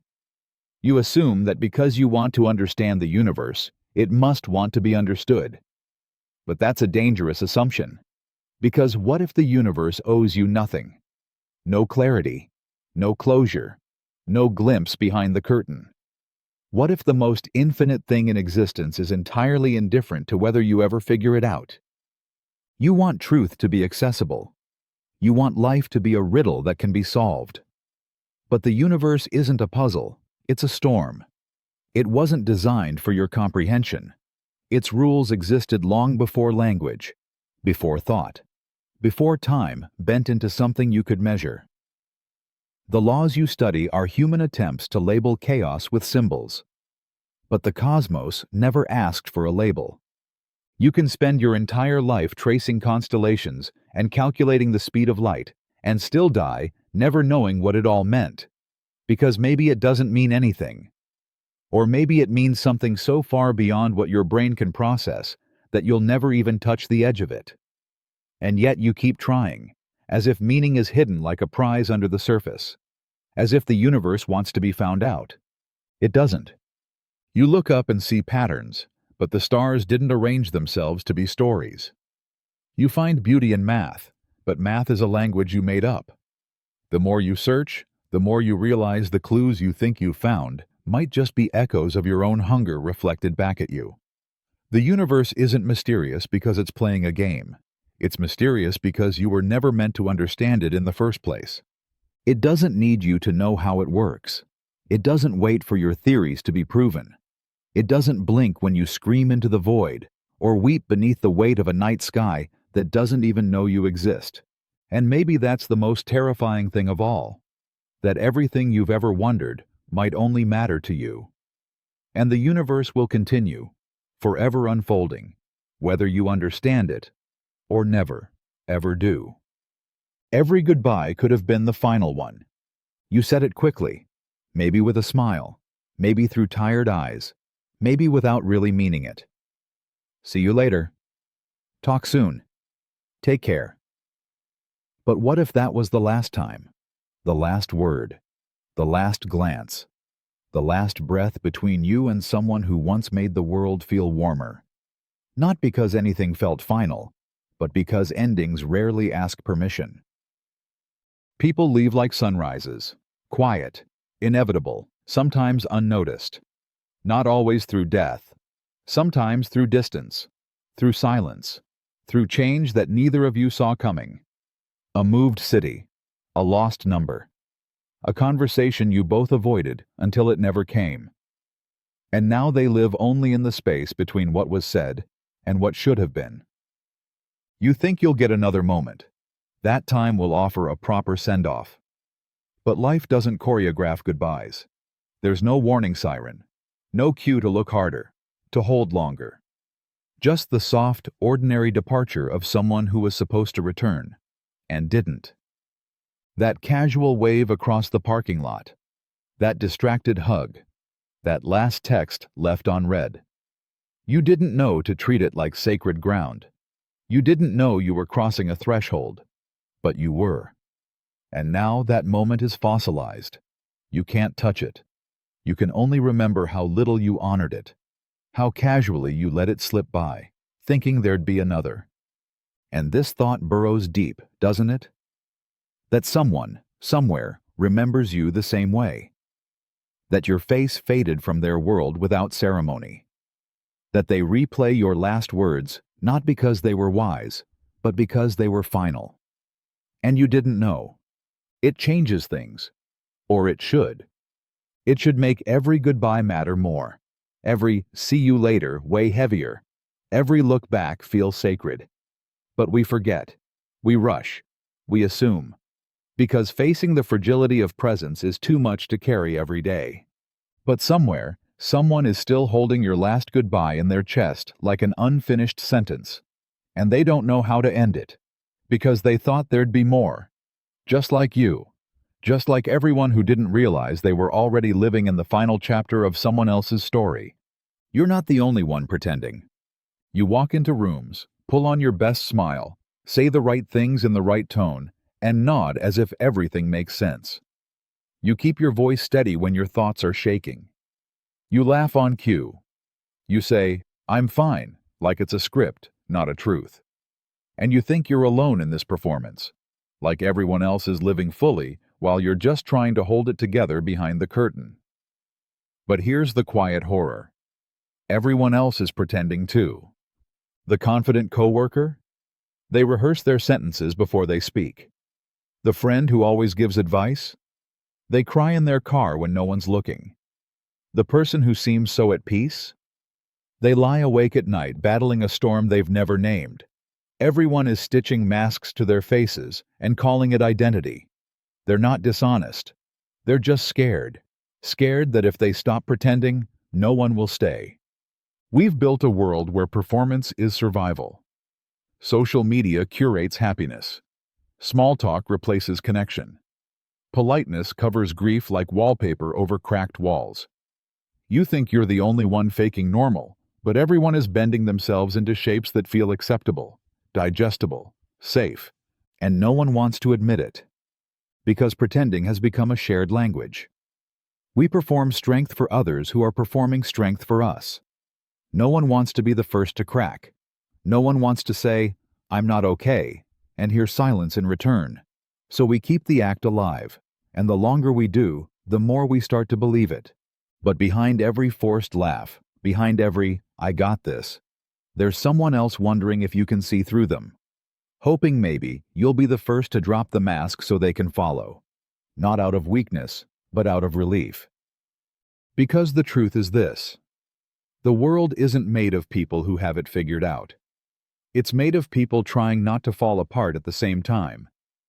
And when you realize that, when you see the fear behind someone's confidence, the ache beneath someone's smile, you understand. You were never alone in pretending. You were just too good at it to notice everyone else was too. If someone erased you, the world would adjust in seconds. It sounds dramatic. Erasure. Like something cosmic, catastrophic. But in truth, it would be quiet. Instant. If you vanished right now, no explosion, no body, just gone, the world wouldn't pause. The sky wouldn't dim. The air wouldn't even ripple. The space you occupied would simply fold inward like a bed someone forgot to make. And everything else would move on. Your name would disappear from texts, your face from photos. The conversations you were part of would reroute, skipping your input like a missing puzzle piece no one remembers ever having.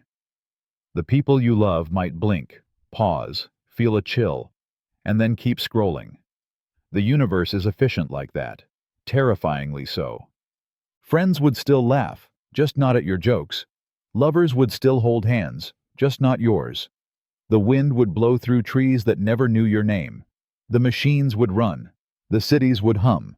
Nothing would crumble. And that's the part that cuts deepest. Not that the world would mourn you, but that it might not even notice.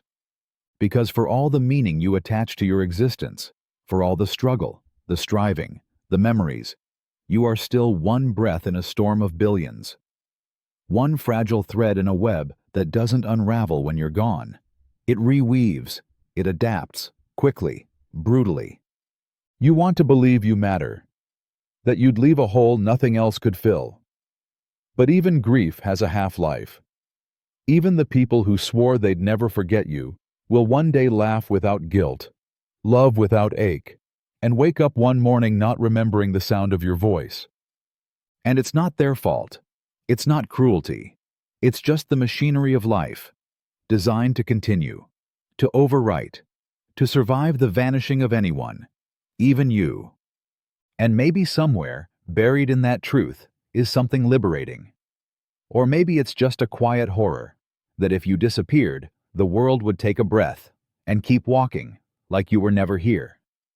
Because sometimes the greatest illusion isn't death. It's significance. You might not survive your own mind forever. There's a cage that no one else can see. It doesn't have bars, but it holds you tighter than any prison. It's your own mind. The place you can never leave, not even for a second.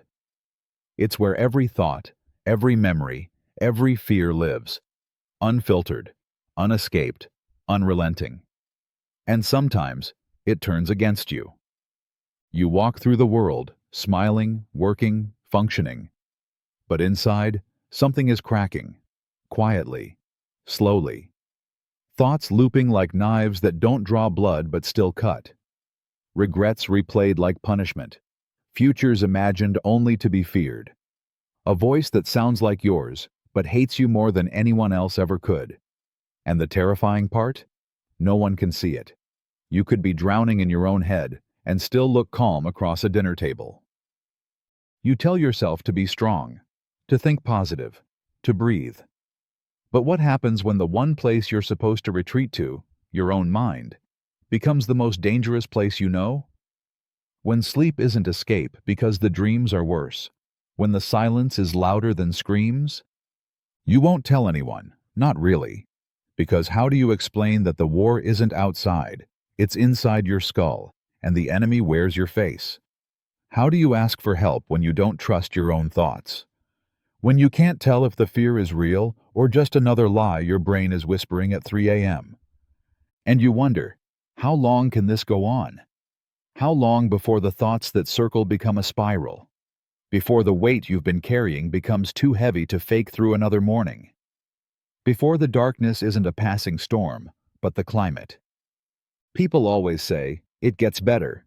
But what they don't say is that some people don't make it to the part where it does. Not because they're weak, but because their mind became too sharp, too loud, too brutal to live with.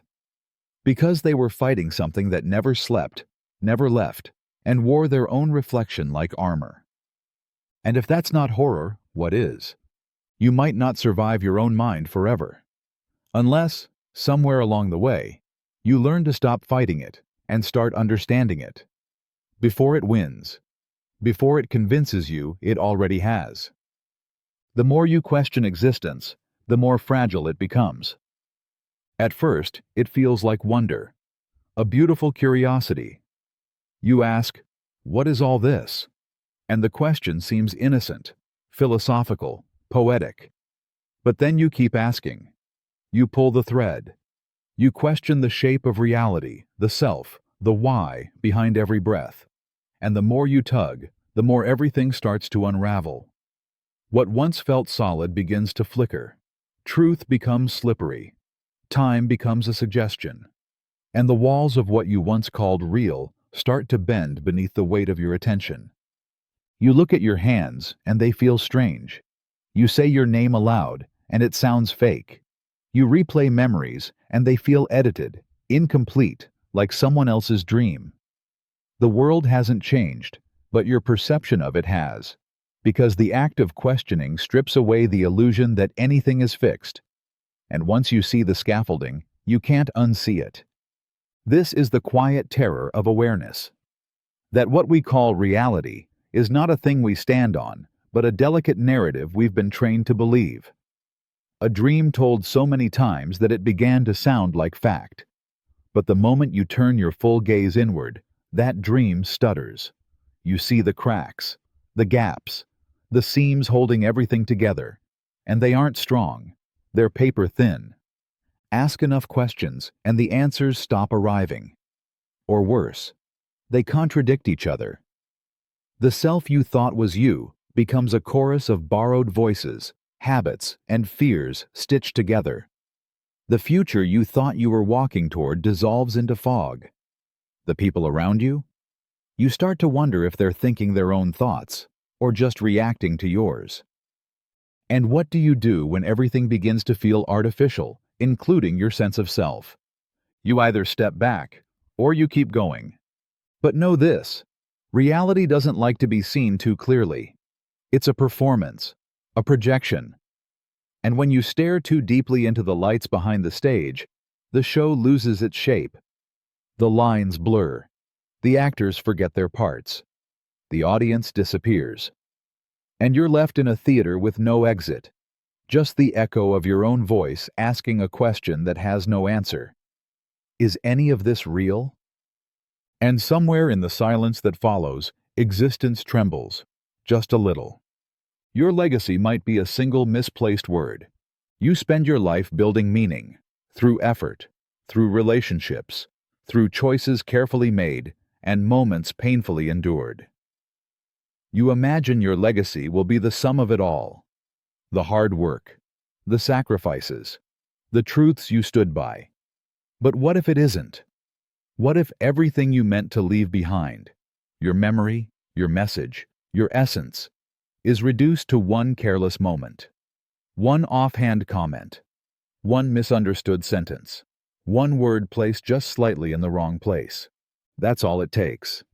A joke that wasn't funny, a phrase said in anger, a message typed too fast and never clarified. You move on. You forget. But someone else doesn't. To them, that word becomes the whole story. The defining imprint of you. It spreads, gets repeated, changes shape, until the richness of who you were is buried beneath a single moment that never represented your truth, but lasts longer than anything else you tried to give. We like to believe we control our legacy, that the best parts of us will be what people remember. But memories are flawed, fragile things. They cling not to what was meaningful, but to what was emotional, sharp, unfinished. And nothing sticks like a wound, especially one caused by something small. You could spend a lifetime loving someone and be remembered for the one thing you said that made them cry. You could build a career on kindness and be defined by the one time you weren't. You could be someone's anchor and lose that entire legacy with one misunderstood word in your final conversation. And the cruel part? You may never know. You'll die thinking you were remembered for what mattered. But someone else might be out there, clutching your legacy like a shard, bleeding from it, repeating it. And every time they speak your name, they speak not you, but the fracture you didn't even know you left. Your legacy might not be the book you wrote, the love you gave, the wisdom you tried to pass on.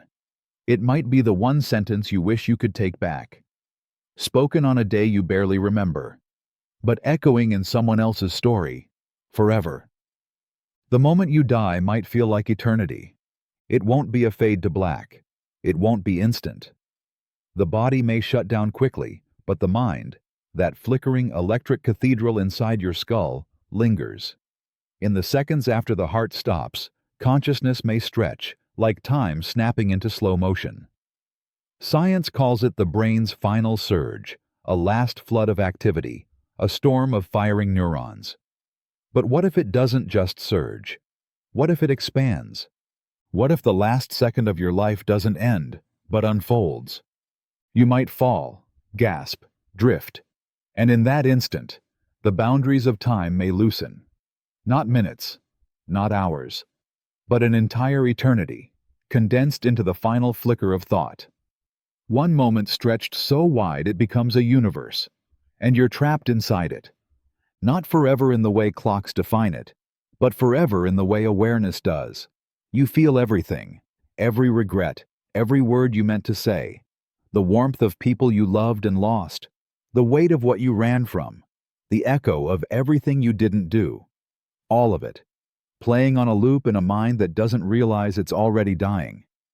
Because time isn't real in that moment. Not like you've known it. It slows. It stretches. It spirals. And you may live an entire lifetime inside that final second. Again and again and again. Maybe you'll relive your happiest moment over and over. Or maybe the moment you feared most. Maybe it's peaceful. Or maybe it's suffocating. The horror isn't in what you see, but in not knowing it's over. Because how can you know it's your last moment when it feels like it's still unfolding? And the scariest part? You might still be in it now.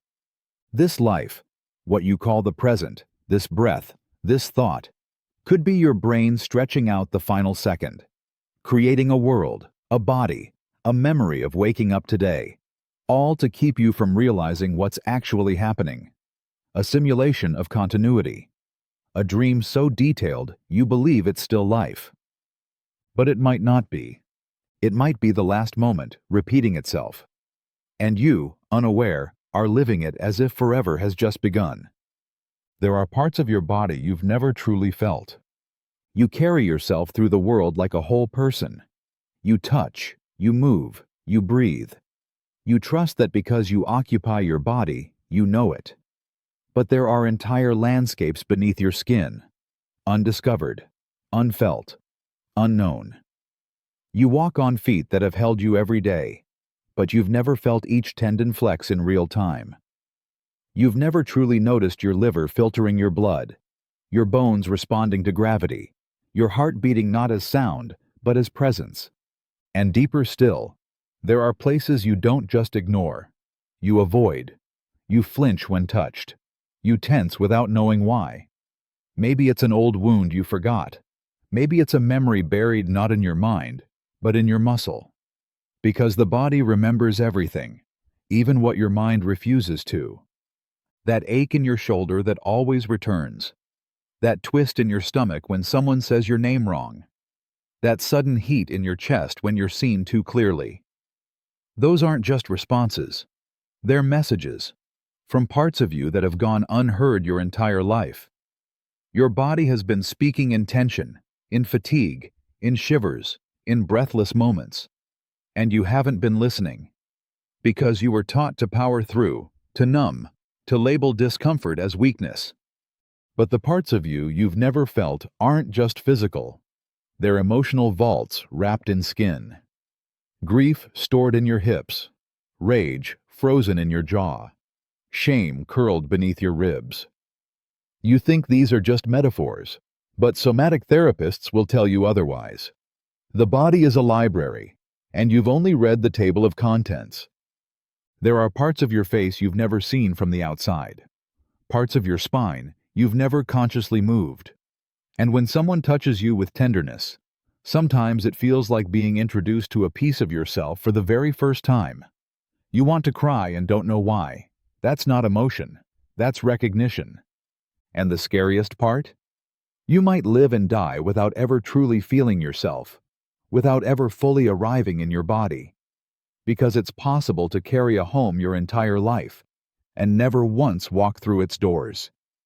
You've smiled at people who wished you harm. There's a chill that crawls up your spine when this sinks in, not because it's shocking, but because somewhere deep down, you already knew.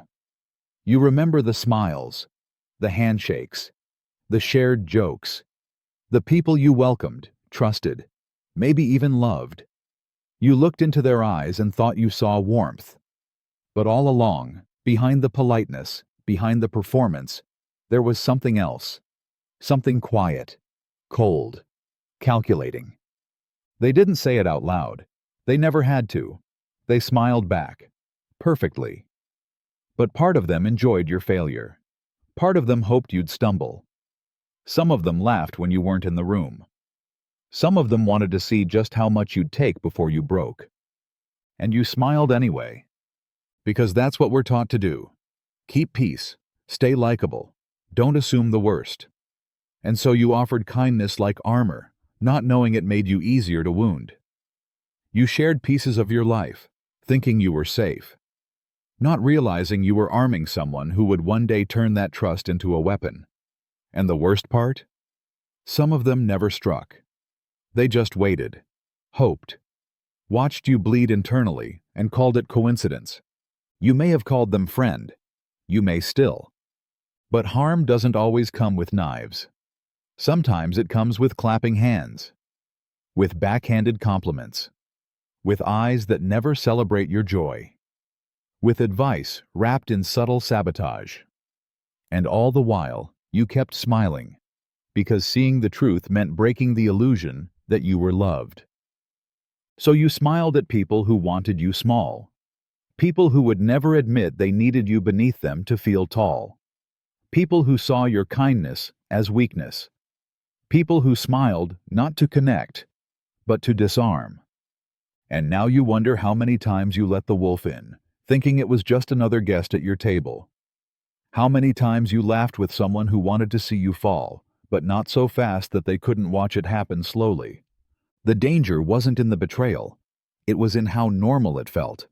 Because by the time you realized what they were, you'd already convinced yourself they were someone worth smiling at. The thing that knows you best doesn't love you.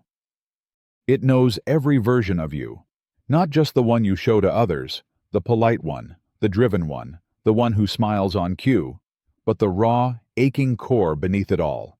It remembers the things you forgot on purpose, the thoughts you never say aloud, the patterns you keep promising to break and quietly repeat. It was there when you lied and didn't flinch, when you cried without sound, when you stared at the ceiling wondering what would happen if you never got back up. And still, it never leaves. It studies you more closely than anyone ever has. It knows the exact moment your confidence is fake, the second your laughter becomes armor, the millisecond when a compliment feels like an attack. It doesn't just watch, it tracks. Every shift in tone, every hesitation, every escape disguised as a decision. It understands your triggers, your fears, your default escape routes better than your closest friend ever could. Better than you do. But here's what makes it terrifying. It doesn't care. It doesn't hold space for your healing. It doesn't root for your success. It doesn't see your potential or your pain as sacred. It only sees data, weaknesses, entry points. It's not trying to destroy you, but it doesn't want to help you either. It simply exists to remind you of your limits, your insecurities, your most unflattering truths. And it speaks in the voice that sounds exactly like yours, so you believe it.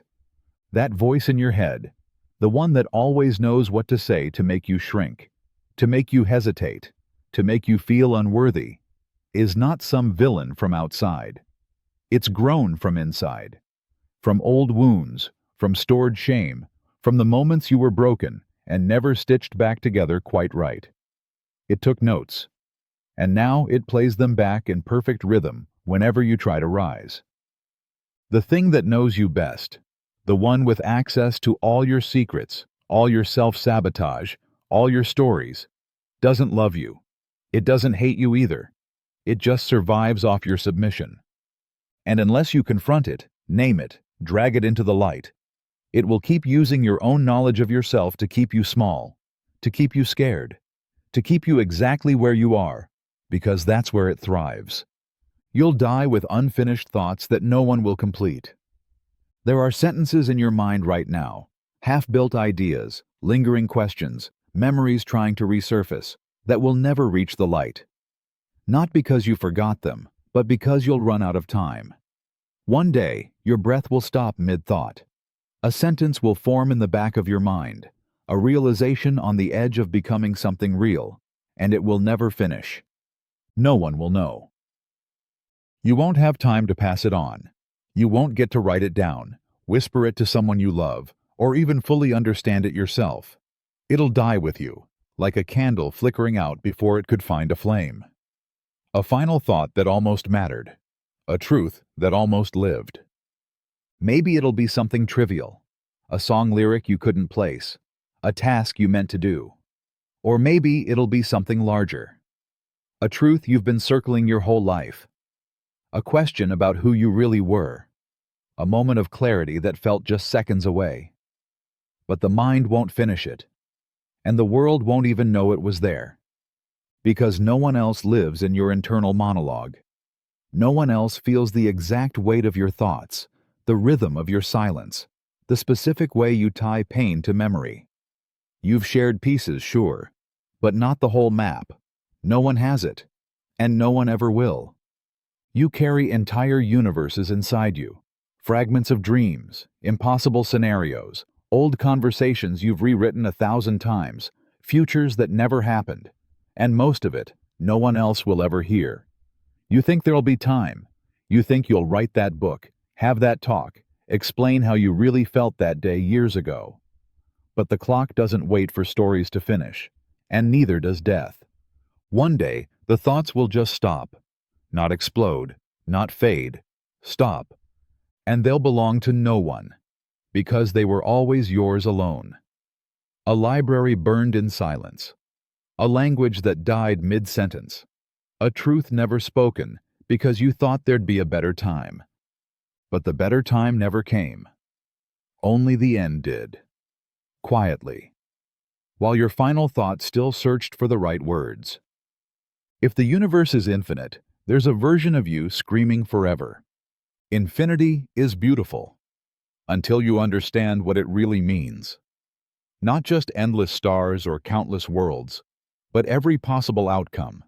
Every choice you didn't make. Every nightmare you almost had, but woke from just in time. Somewhere, in the vast, unending multiverse, there's a version of you who never woke up, who screamed once, and never stopped. Because infinity doesn't just create more of the good, it preserves the bad. It branches timelines where suffering is frozen in place, stretched out across dimensions that will never collapse. And in one of them, you are caught in a loop, your breath locked in a silent scream, your pain uninterrupted, your memory repeating a trauma that never finishes playing. A fall that never ends. A goodbye that never comes. A door that slams but never opens again. This version of you isn't fictional. Not if infinity is real. They're just as valid as the version reading this now, just as alive, just as sentient. And unlike you, they don't get closure. They don't get the comfort of sleep, of forgetting, of peace. They just scream. Forever. You might have felt their echo. That sudden chill on a calm day. That anxiety that rises out of nowhere. That dream where you're trapped and can't speak, but your body remembers the terror. Maybe it wasn't just yours. Maybe it was theirs, reaching across the veil, begging you to feel a fraction of what they can't stop feeling. And if you've ever wondered why you sometimes wake with your heart racing, or why sadness hits you in places untouched by your own life, this could be why. Because in the infinite lattice of existence, your pain didn't always end. And a part of you still feels that version, still hears it. Infinity doesn't forget. It remembers every scream, every shiver, every version of you that couldn't escape the moment you survived. And somewhere out there, maybe nowhere you'll ever touch, there's a you whose voice tore open the fabric of time and never stopped echoing, never found a hand to hold, never got out of the dark. A you who exists to remind this version, you're the lucky one. You got out. But someone had to stay behind and scream forever. What you fear most might be your truest reflection. You've been running from it for years, the thing that wakes you up in the middle of the night, the trait in others that makes your skin crawl, the possibility you can't name but always feel creeping behind you. You keep it in the dark, lock it behind jokes, behind goals, behind busy schedules. But what if it's not a shadow chasing you? What if it's a mirror, And the reason it terrifies you is because it looks like you. Fear has a strange way of revealing the truths you're not ready to admit. You recoil from cruelty, but is it because you've tasted it, or because you've imagined yourself capable of it? You fear abandonment, but is it because you've been left, or because you've wanted to leave first? The monster you keep your back turned to may not be an external threat. It might be the version of yourself you've worked hardest to bury, the one that doesn't care, the one that wants too much, the one that would burn bridges if no one were watching. And it knows you. It waits in your stillness, in your envy, in your silence when you should have spoken, in your words when you should have stayed silent. It's not your opposite. It's your reflection, distorted just enough to feel like a stranger.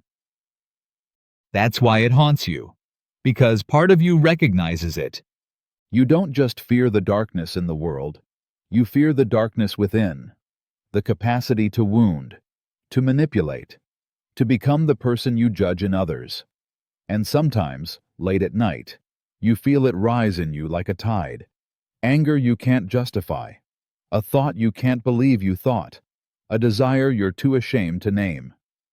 You stare into the mirror and flinch, not because the image is unfamiliar, but because it's too familiar. What if the thing you fear most isn't a threat outside of you, but the part of you that doesn't want to disappear? The part that's tired of pretending. The part that, if left unchecked, might finally show its face. And when it does, you won't scream. You'll just stare. Because deep down, you'll recognize it. And worse, you might even understand it.